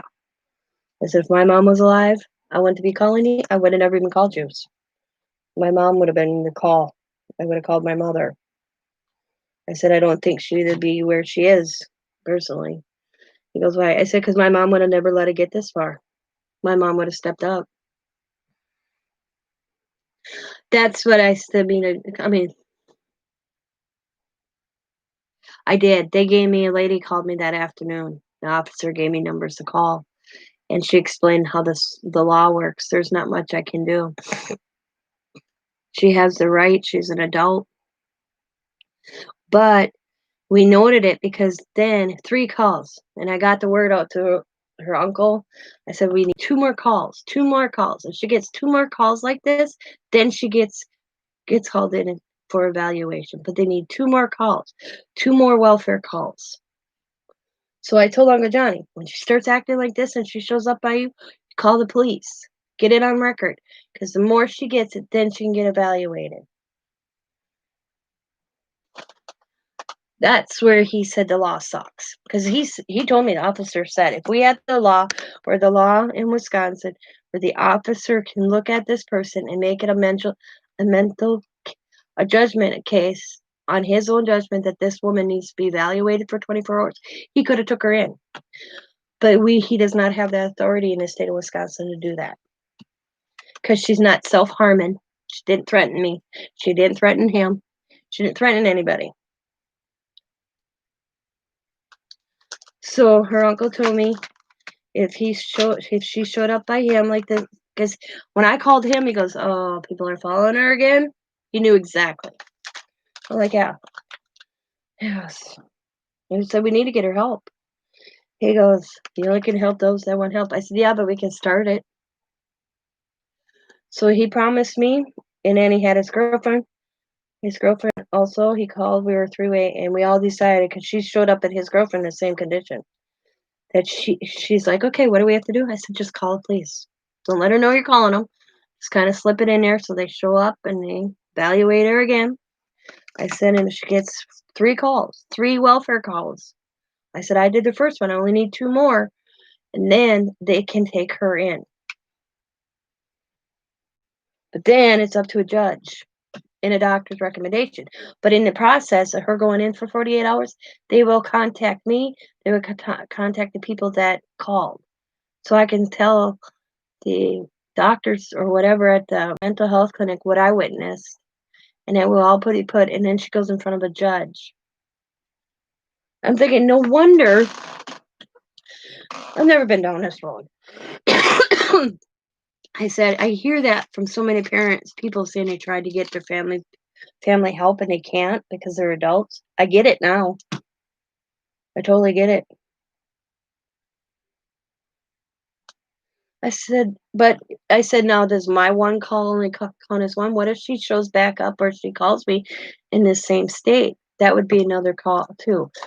So if she shows up here in that state again, I have to repeat it. Only for the love of Jesus. But I'll do it. Because you know what? She may hate me now, but maybe forgive me later. Yeah, that's how I spent my yesterday afternoon. I was really scared. I was scared for her, not myself. I wasn't scared that she'd hurt me or do anything to harm me. I was just scared because, let's see, for her. And like I said, because the police officers, can she stay here? And I'm like, no, I cannot have her stay here in that. I said, no, I cannot have her stay here in that condition. I said, I have grandchildren that come to my house, and I do not want that around my grandchildren. I'm sorry.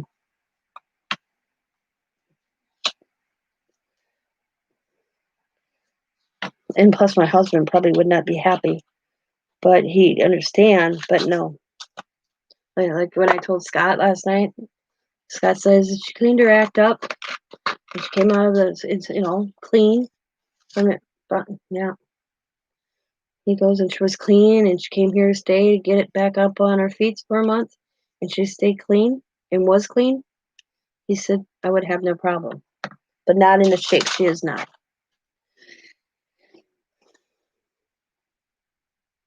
So my husband was, yeah, like Scott said, he but she has to do it on her own. She has to make that decision on her own because she's out there, you know. But he agreed. We got, like I said, I have to think of my family. I have to think of my grandkids, my children. I don't want that around my grandkids. I don't want her stealing my stuff to get what she needs. Because first thing her mom said to me, check your purse. And I'm like, what? I'm like, well, she can go in my purse all I want. There's no money in there. I said, she wants to take a bunch of quarters. That's all she's going to get. The thing is Connie's never steal from me. Cool, Steph. I'm getting my new one today, too. Yep. Because I've had Connie's lived with me and Scott before with her boys when she lost her job and couldn't make her rent. She came and stayed with us a few times.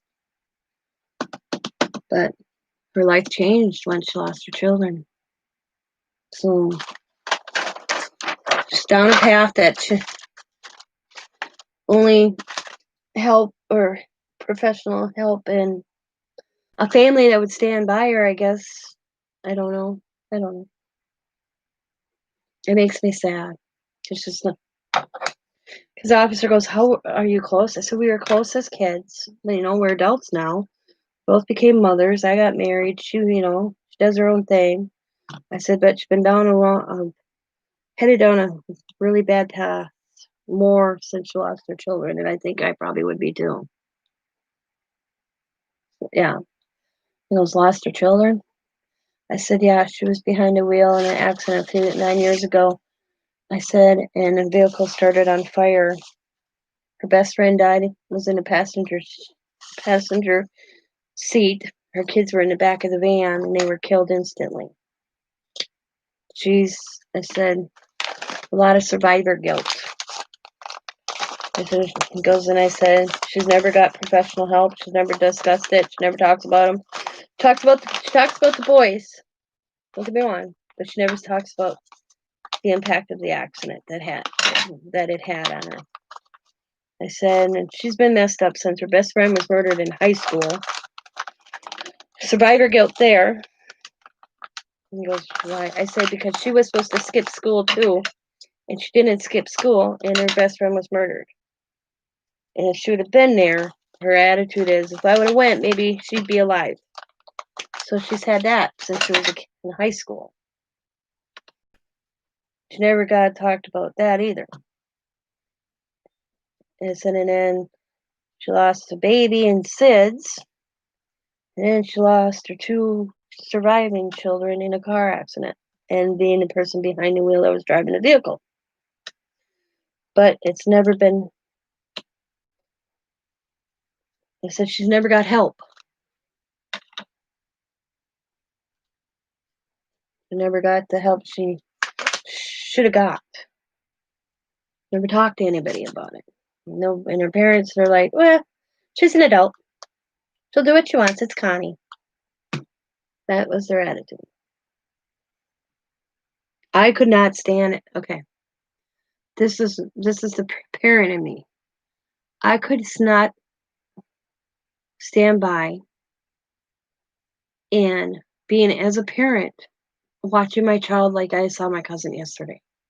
As a parent, I couldn't do it. I would have. Hey, I'm gonna mute you guys for a second.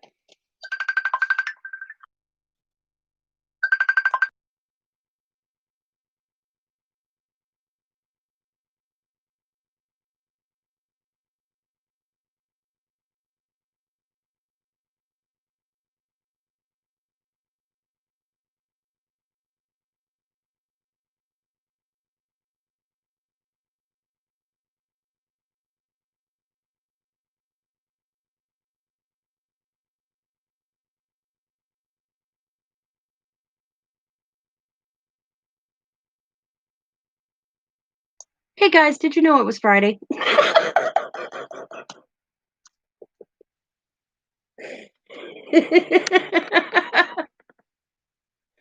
Oh my god. I'm going to sunflower thing with Diamond and Allie and Rue and Coda, and I forgot. So I got about 5 minutes before I have to get off here. So she's like, "Hey, I'm on my way." And I'm like, "On your way?" That was Diamond, by the way. I'm like, "On your way for what?" I'm like, "I have the kids at 5, not at I'm thinking at 11:30. She's like, "No." She says, "We're going to Sunflower Patch." I'm like, "Oh shit, that's right." I go, "That's today?" She goes, "Yeah." And I'm like, "Oh." She goes, I'm like, "Well, I'm live." I said, "I'll get off at exactly in 5 minutes." I told her, and then I'll get dressed. She's like, "Well, I'll have to stop at PetSmart anyways. I got my medication in." But I'm like, "It's not Friday. It's Thursday." I go. She goes, "No, Mom, it's Friday." I'm like, "Damn, that's yesterday threw me. I'm never gonna get these done, guys." There's that one. Santa cute. I don't know, Jan. I was supposed to go on later with Joe, but now I forgot I was going with the kids on an outing. So, Steph, if Joe goes live later, please let her know that I forgot that I was going on this outing with the kids. I laughed because I wish I knew what I did with it. They wrote me this they made me an invitation. Oh, it was so cute. It was a sunflower shape, and then inside the sunflower it says, Nana, we cordially, not cordly, cord, it was not cordly, it was cord. We cord you to come to sunflower patch. It's cute. Because Diamond does, you know, um, the heck is them? We do a lot of family outings, and we haven't been doing a lot of family outings. Um, she said, what about 1 o'clock, 2 o'clock her time? So I don't know how long I'll be gone. So maybe I'll be back by then. But we've been trying to do family outings. Very many things open here in Wisconsin. So sunflower patch. I don't even know what the sunflower patch is. The sunflower patch better be a stand of some sort of sunflower, I guess. So, and they won't be going to school in my area this year. So it's not like I'll see them. I thought Diamond felt really bad, but they're not open to public schools here this year. So they're registered where Diamond and Sam live this year because Diamond starts school herself. She's like, Mom, I can't afford to pay daycare. Daycare. Coda doesn't do good with virtual learning. We tried that. And they aren't even sure what they're doing. So the grandkids are registered this year out by Diamond and Sam's house. So I won't see them every day like I have for their lives. But I don't know what I'm going to do with myself. What? Yeah. Yeah, just do like we usually do. If I come back, I'll join. You know? But I'm like, wow, what am I going to do? I'm not going to have grandkids to worry about during the day. That's going to be so weird for me. So weird. Because they're here after school, you know? And Diamond's like, Mom, I'm really sorry. And I'm like, no, I get it. Because Diamond starts school. That's like Diamond said, it wouldn't phase her between her and I. We'd be able to teach the kids, you know? But Diamond starts her own college classes. So she's like, what am I going to do? I can't. And she's like, and the thing is, all these parents like, daycares, no, this is what's bad. Daycares are closed as well. So I don't know. I feel sorry for these parents that don't have grandparents.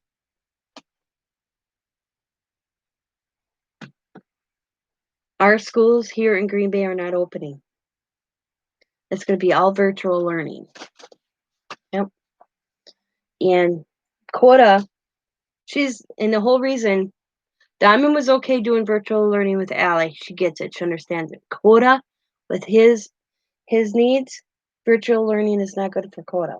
That's the whole reason they registered. Really? Tuesday? Damn. That's the whole reason Diamond registered the kids in their school district, so that he has the one-on-one. And they got it where they're going. They have a good setup. They're doing, and it's not. I guess it's not all day either. I don't know how they're doing it, but there won't be as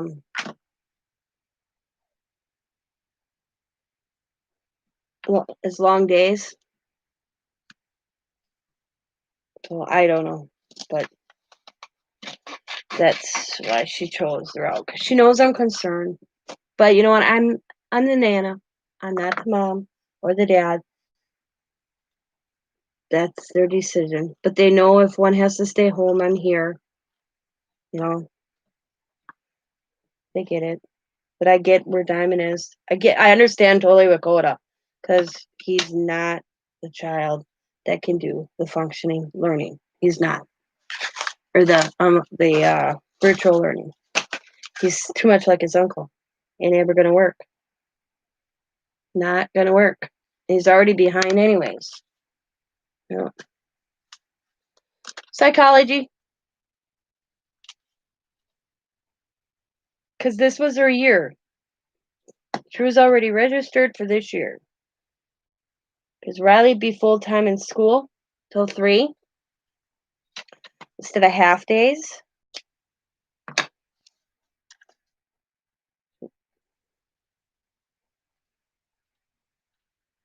So that's why she decided to go this year. Plus Sam, Sam's working full-time. He's got a pretty good job, so she could afford it.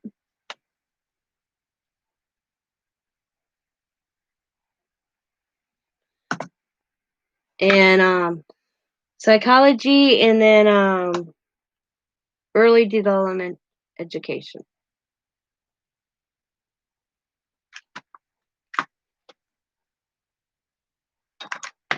also.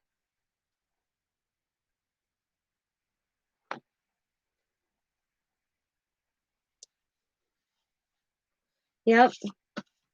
She'd probably had 4 kids if medically wouldn't have stopped her. But guys, okay, I got 2 more objects. I want to finish the sticker sheet, and then I have to get off here. They can wait on my butt. You should have reminded me last night. Yep. She would have probably had another child. They probably would have been making that child now. If medical wouldn't have caused her not to. Mm.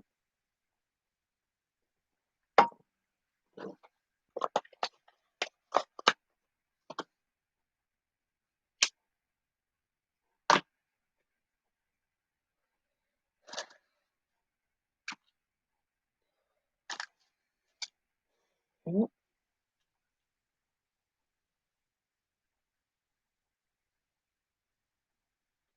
Yep.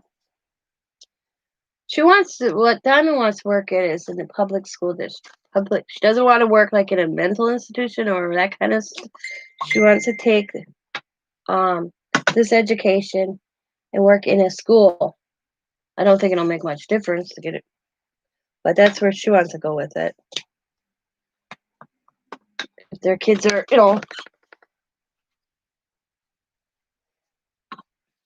that's what she wants to take with it. I mean, I'm just glad she's getting it. It's finally, just want to have a college education. She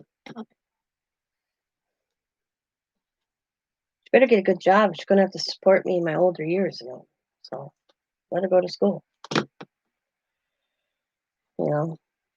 I tease her. I'm like, oh, you're going to get your college education so you can take care of your mama later in my elderly years. I said.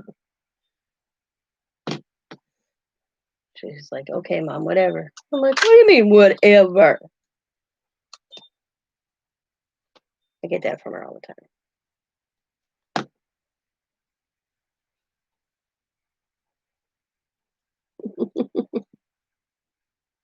Yep.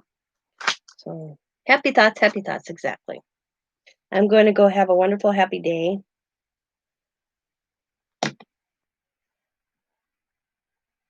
And all that good jazz with my grandchildren and my daughter and I believe my son-in-law.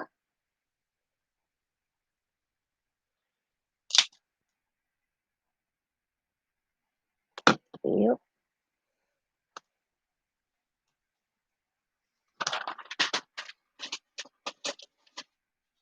Okay. All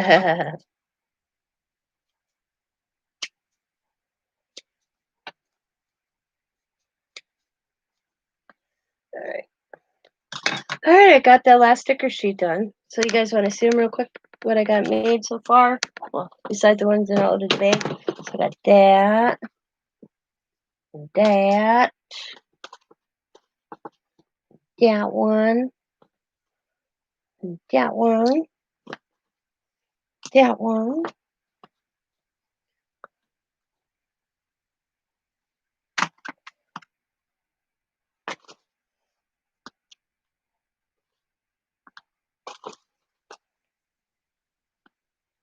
And that bunch.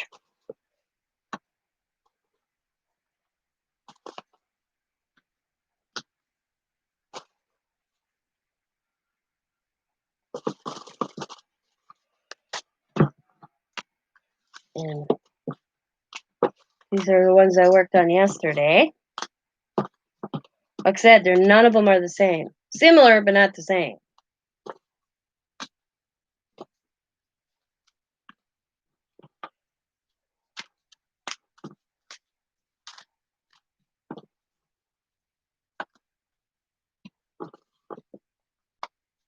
Oops.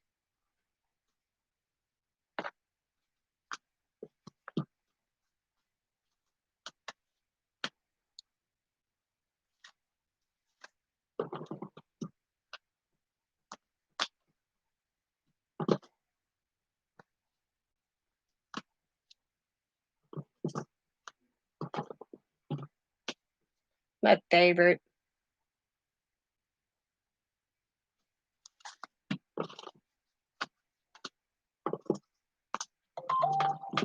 There she is. You got ready, Mom. There we go. Never all of them that I got made so far. Besides one that I already packaged up.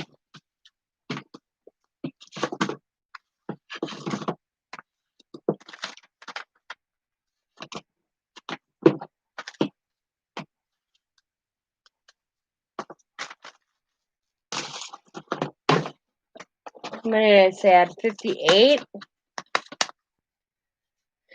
1, 2, 3, 4, 5, 6, 7, 8, 9, 10, 11, 12, 13, 14, 15, 16, 17, 18, 19, 20. 1, 2, 3, 4, 5, 6, 7, 8, 9, 10, 11, 12, 13, 14, 15, 16, 17.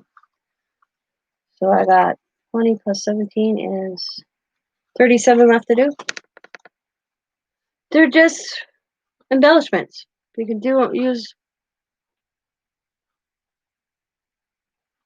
They're going to be in my next sale.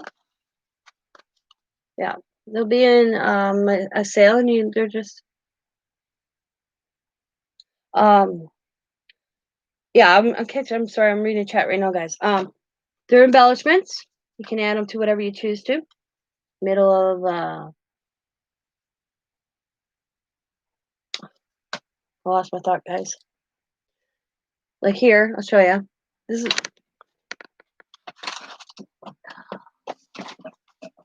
add it to a little paper bag. Add it to a tag. Whatever you choose.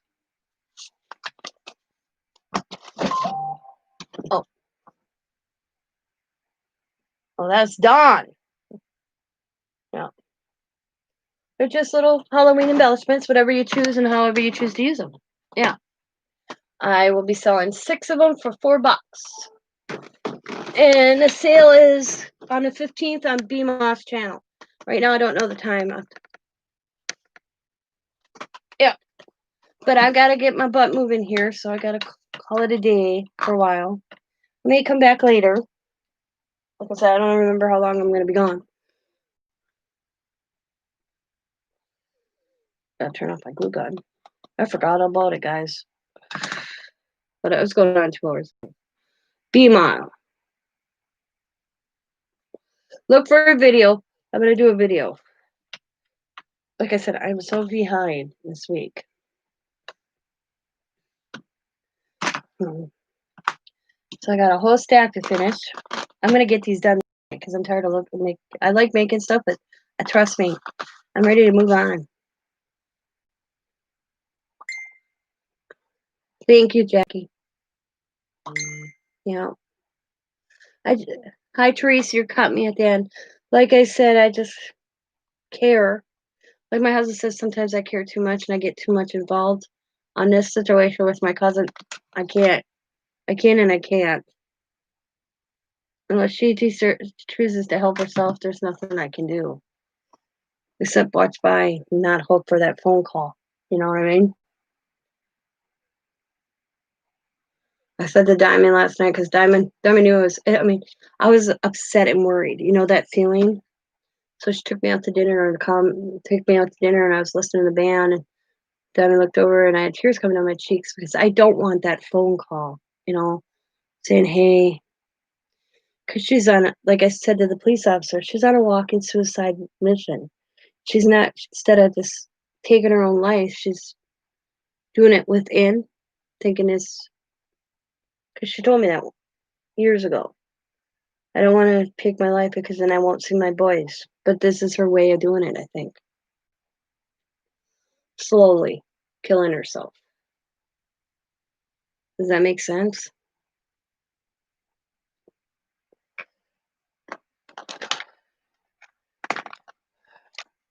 The officer told me, and the officer, I had very good looking officers yesterday. Oh my God. Ooh, they were hot looking. Police officer Eric Mantidis. God, man, he was not bad to look at. Told him that too. But like he said to me, sometimes when they're on a mission of self-destruct, he says, what you told me and what I've seen, he goes, nothing you say or do will assist her. She has to make that choice. A court can make that choice, and he said even if she gets the 3 complaints, and then she gets evaluated, and then she gets put in a system, and they put her in an institution for drug and alcohol or whatever she may be on, she may come out and start it all over again. He goes, we see so many people that get ordered to go there, they just buy their time and then they come right back out and do it all over again. He goes, I'm sorry to say that to you. My cousin showed up here yesterday all tweaked out on something. And I did not realize how the law works on that. We called the police thinking that she would be put in somewhere. But it isn't as easy.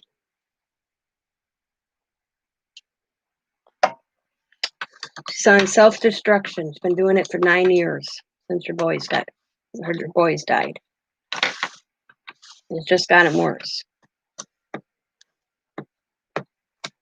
Yeah. So, but I just didn't know how that, because I'm not, they have to want to change. Exactly. And she's on a self-destruction. She's basically on a suicide mission. Because she's got it in her head that she wants, I'd rather be with my boys, she told me. She told me that over and over again. But she won't take her own life because then she knows she won't go be with her boys because she'll go to hell. But this is her way of doing it without taking her own life. Does that make sense? And I'm like, Connie, either way, you're taking your own life. But I'm not killing myself. I'm like, in a way, you are. But there's no talking to her. I haven't seen her for a year. This is the first time I've seen her in a year. Yeah. Been thinking that since when she came out of the coma. She was in a coma from the car accident. And they told her that her boys were dead. Her boys died. She told them she wanted somebody to pull. She refused to eat. They had to put a feeding tube in her. She wanted to die then.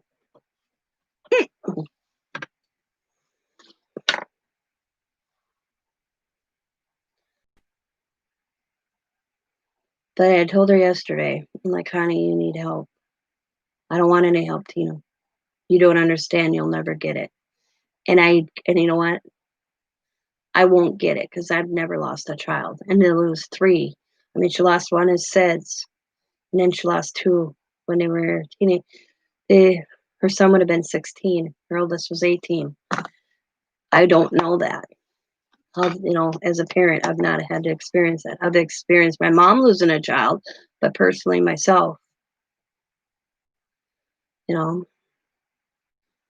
I can't.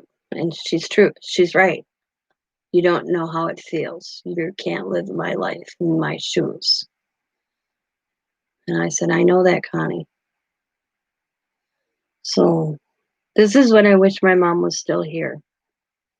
Because she would have listened to my mom. I don't have that power as my mother does.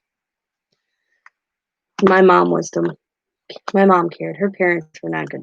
They didn't care. They don't care. And I said, Diamond, I said, I think that's what hurts me most is her own parents are even giving up on her. And I said, and that's what I think. She feels the whole world's giving up on her. Everybody's gave up on her.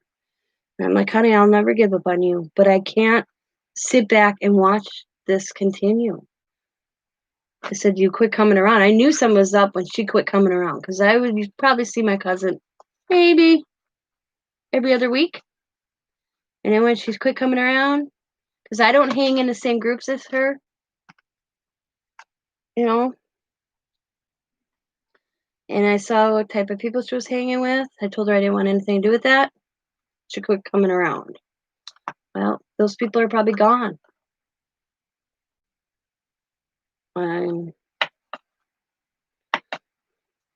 So I have a lady that's calling me next week that said she's going to try to see if we can get her some assistance if we can find her. So now I'm trying to track her down because then she said if we could find her, they would go personally and talk to her. This lady from the crisis center, from the drug and alcohol crisis center, the lady was awesome. She says maybe an outsider talking to her instead of you, her parents, seeing it from a different perspective. But now we have to figure out. Trying to call me, and me and Diamond are doing a little detective. All the weekends, Diamond's out of town. But Diamond said has seen the truck she's driving, not realizing it was my cousin. So Diamond has seen his truck, and she said, when I see this truck, she said, I'd laugh because she thought it reminded Connie, because Connie's a junk picker, so it's always got metal in the back, so it's easy to find. And Diamond knew an area where she's seen it all the time. So we're going to go scope it out next week so we can figure out where she's staying. And then I have to call this lady back. And she's like, call me if you find it, sit on it, and call me. If I'm not busy, I'll come right out. And I'm like, okay. So I'm doing little things that I can try to get there. It's still going to be up to Connie. But thank you. It just hurts to see somebody you love and care about, and grew up with, and being in the shape she is. And then when you call her parents and they're like, call the cops, we don't care. We gave up. We washed our hands over. I was like, what? Even her siblings. I called her sister. Nope, we don't care. Nope. Nope.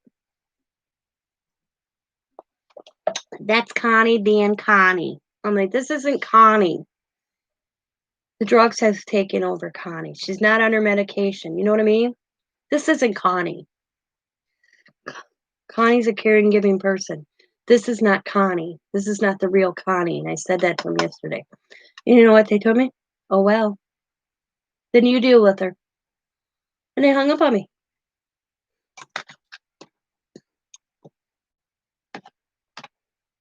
I don't want to get totally involved, but I want to get some involved. I want to. I'm like in that position.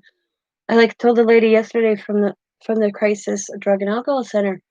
I said I want to get involved and I don't want to get involved, but I can't sleep I'm not going to be able to sleep at night if I don't try to do something. She goes, you're doing what you can. I'm not her sibling. I'm her cousin. You're trying to make positive steps to try to see what you can assist in. But at the end of the day, she told me at the end of the day, it comes down to Connie. Parents can, even her parents, but her parents having the attitude they have is not helping how she feels. If she can't, see, I never grew up where I couldn't go home. Do you know what I mean? My kids know if something occurs, they can come home. Connie doesn't have that. And that is the big difference. The lady said that's a big difference of people in the world.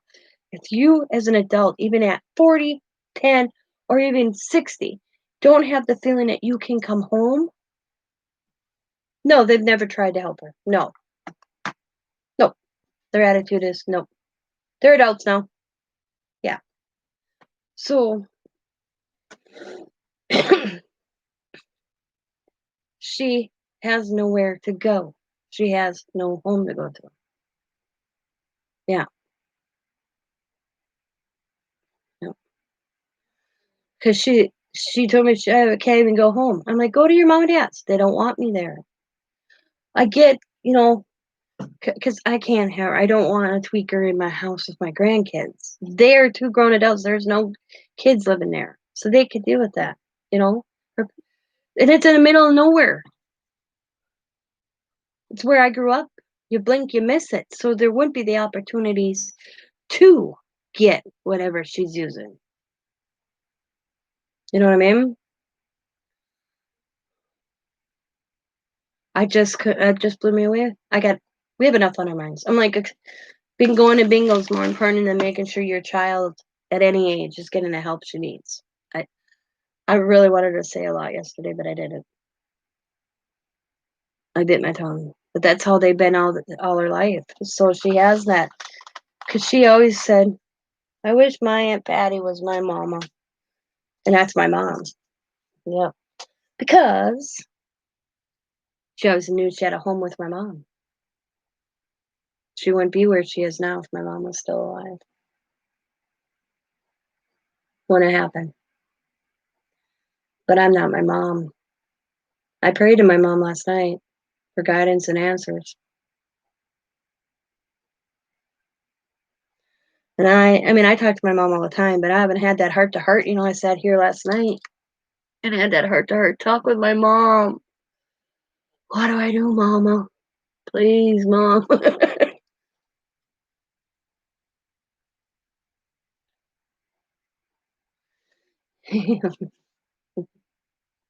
hmm Like Diamond said to me last night. She's like, Mom, we can only do so much. If this is, well, next week she goes, I'll go, we'll take a ride. We'll see if we can find her truck. I kind of know where she's been hanging because she's sleeping in a storage unit. I knew that much. She told me that one because I'm like, Connie, well, where else do I go? It's my storage unit. If we make enough, I at least have a storage unit because she collects metal. That's how she makes her living. She collects metal. And so she always has a storage unit to put it in. When I can't find somebody's couch to just sleep on, I sleep in my storage unit. And I said, I said to her, well, where's your storage unit? Over off Military. Well, last night me and Scott figured out there's only 3 storage units off Military Avenue. So we got the area. So I just have to go find the right one. Diamond and I are doing some investigating next week. We're gonna find her.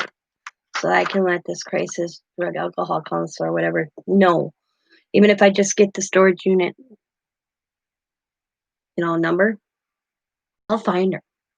And nothing else. I'll tell her, hey, Connie, where are you? I'll buy you I'll buy you McDonald's. Where are you? I'm on Shawano. And that's the road that's Military's this way and Shawano's like this way.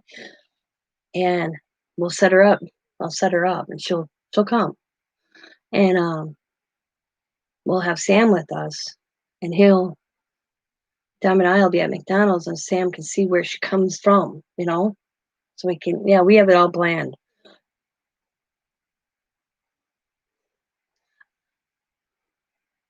It's just, I don't know. What blows my mind is I'm not surprised the way Connie is right now. I'm not surprised by that. What I really is stunned and surprised about is her mother and her father and her sister's attitude toward it. It won't go away. I said, you can't it's Connie being Connie. This ain't, like I said, this ain't Connie being Connie. This isn't Connie anymore. The drugs have taken over her life. Hi, Sandra. And their attitude about it. I was like, just stunned. That's what blows me away. That's what I told Diamond. I can't believe their attitude. Wouldn't you want your child to be healthy and happy? Not that she'll ever be 100% happy anymore, but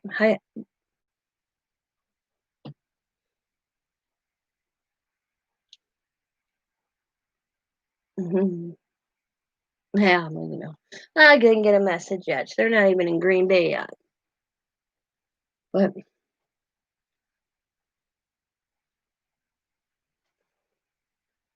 I am getting off here in 5 minutes because then it'll be 2.5 hours. But that's what blew me away is the no concern. Does that make sense? Yep. No. Yeah. I wouldn't either as a parent. I'm a parent. My children are grown, not fully grown, they're in their 20s. If that was my daughter, I'd be chasing down the streets trying to find her. Tried to convince her to take a shower, and she's like, "No, I have no clothes." I'm like, "I'll give you clothes." No, no, no, I won't take a shower because she was filthy. God, she was filthy.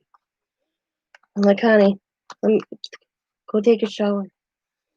And she, nope, yeah.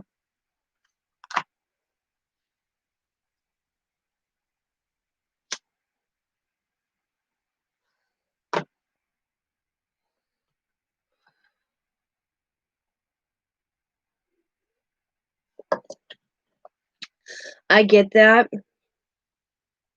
Her parents, they have no idea what she's done. I understand that, but when you've got a child in that position, no matter what they done, and because she stole from me, like if she took money out of my purse, which she didn't. I'm not saying she didn't.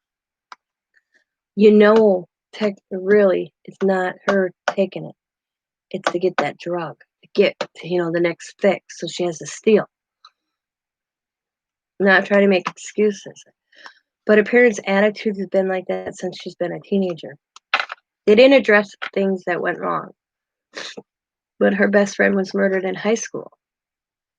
They never let her talk to anybody. She self-destructed then. She got drunk at a party, and the kids freaked out because they thought she died, that they threw her in a dumpster. She was found by the school janitor, and that's the only reason she got help. But after she came out of the center, they never kept it up. She was 14 and a half when her best friend got murdered. And then she started drinking. No.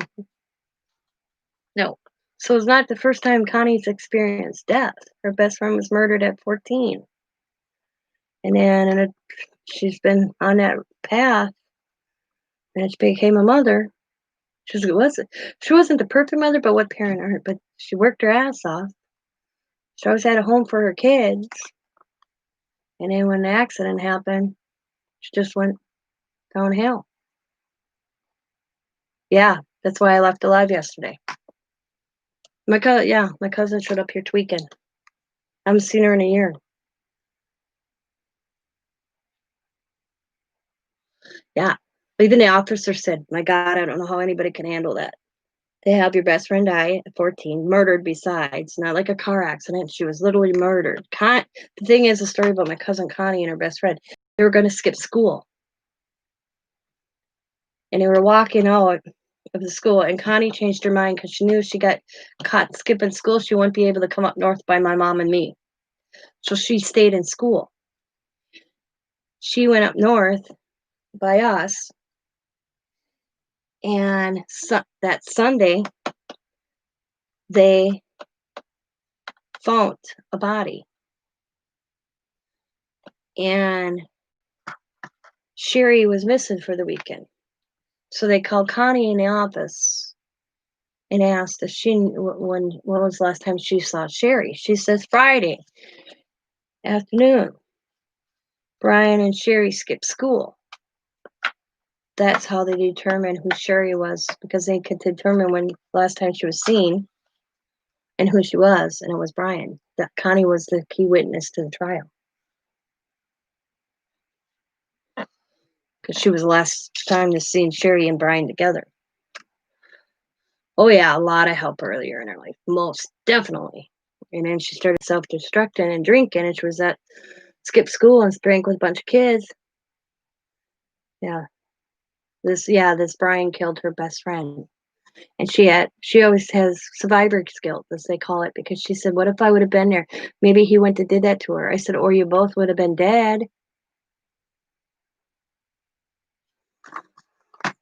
But it wasn't addressed then until the state stepped in when she went and got totally drunk one afternoon with a bunch of kids from school where they thought she died from because she was so drunk and unconscious that they threw her in the school dumpster and the janitor found her. He saw these kids throw something in a dumpster and he thought it was weird. So he went over and looked in the dumpster and there was my cousin Connie because they thought she died. She was on the verge of death with alcohol poisoning. That's when the state stepped in. She was taken out of the home, put in a home for help, but after she was returned to the home a year later, her parents never followed up with what we were supposed to. Yeah. And from that day forward, it was always Connie's always had a crutch. Alcohol was one. She always drank. She always had to have, she was in a lot of pain all her life. And then when she lost her boys 9 years ago, it gone. She'd go steady, and then you know. But this time, now this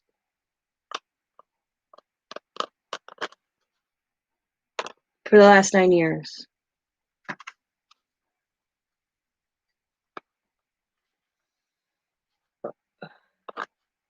No. And then when the car accident happened and her boys were killed and her other best friend, it's been self-destruction from there. She'll walk and she can't weigh 90 pounds.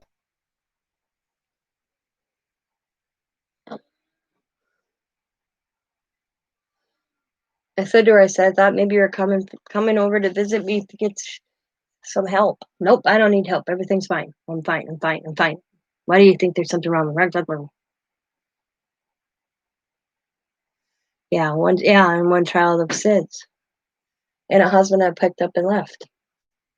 Because they asked me where her husband was yesterday. I'm like, I have no idea. He moved away.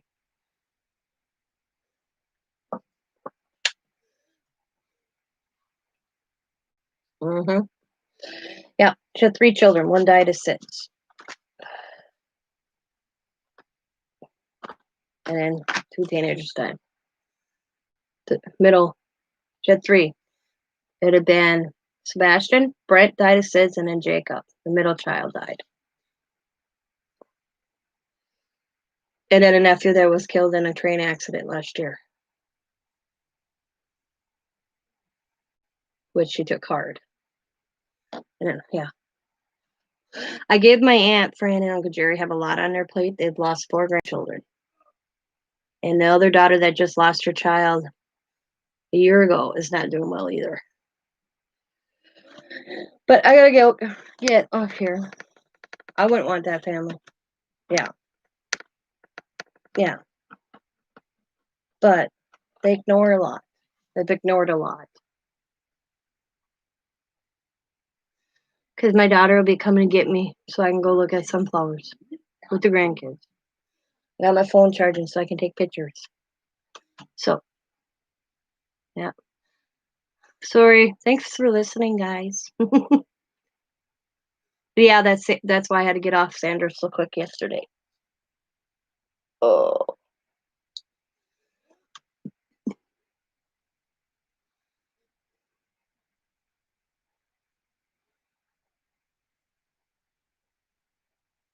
Yeah, I'll probably be back by then, Jenna, because I'm watching Coda and Riley Rue while they take Allie out for sushi for her birthday.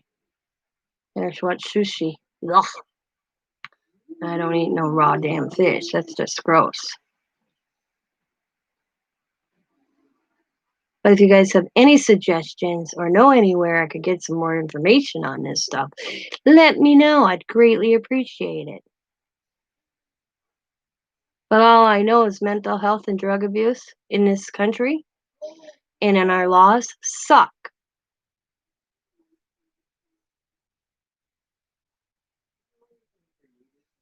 Because I was just flabbergasted yesterday when the police got here and they didn't do shit. Flabbergasted. He's like, there's no law against, yeah. Like the officer says, there's no law against the patient not taking their medication, and there's no law of them actually being on something unless they're caught with it. I'm like, but you could tell she's on it, because I know. I'm like, are you? He knew I was dumb. I was awestruck, and he was very polite. He goes, I get it. I totally get it because I know where you're going. I know what you want to do. They said if he said he had told me all it took is one word. If she would have said, Tina, I'll beat your ass, she would have been in. They would have took her in, but she didn't. I'm not gonna lie. And I thought about that afterwards. I said to Denver, maybe I should have lied. Maybe I should have said, yeah, she threatened me. But then she would have went to jail, not where she needed to go. So then I was screwed there.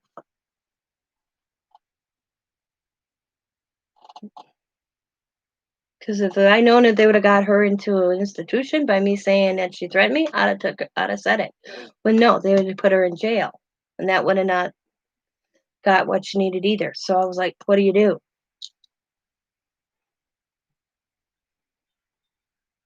Oh, they wanted to. They were really good officers. They tried to talk her. Yeah, yeah. Because he asked me, did she threaten you or yourself? Did she threaten herself or you? And I'm like, no. I even asked him if I'd have told you yes, what would have happened? Because we'd have took her to jail. So he wanted to took her to the crisis drug and alcohol center. And he's like, no. And I'm like, see, no, their hands are tied as much as mine.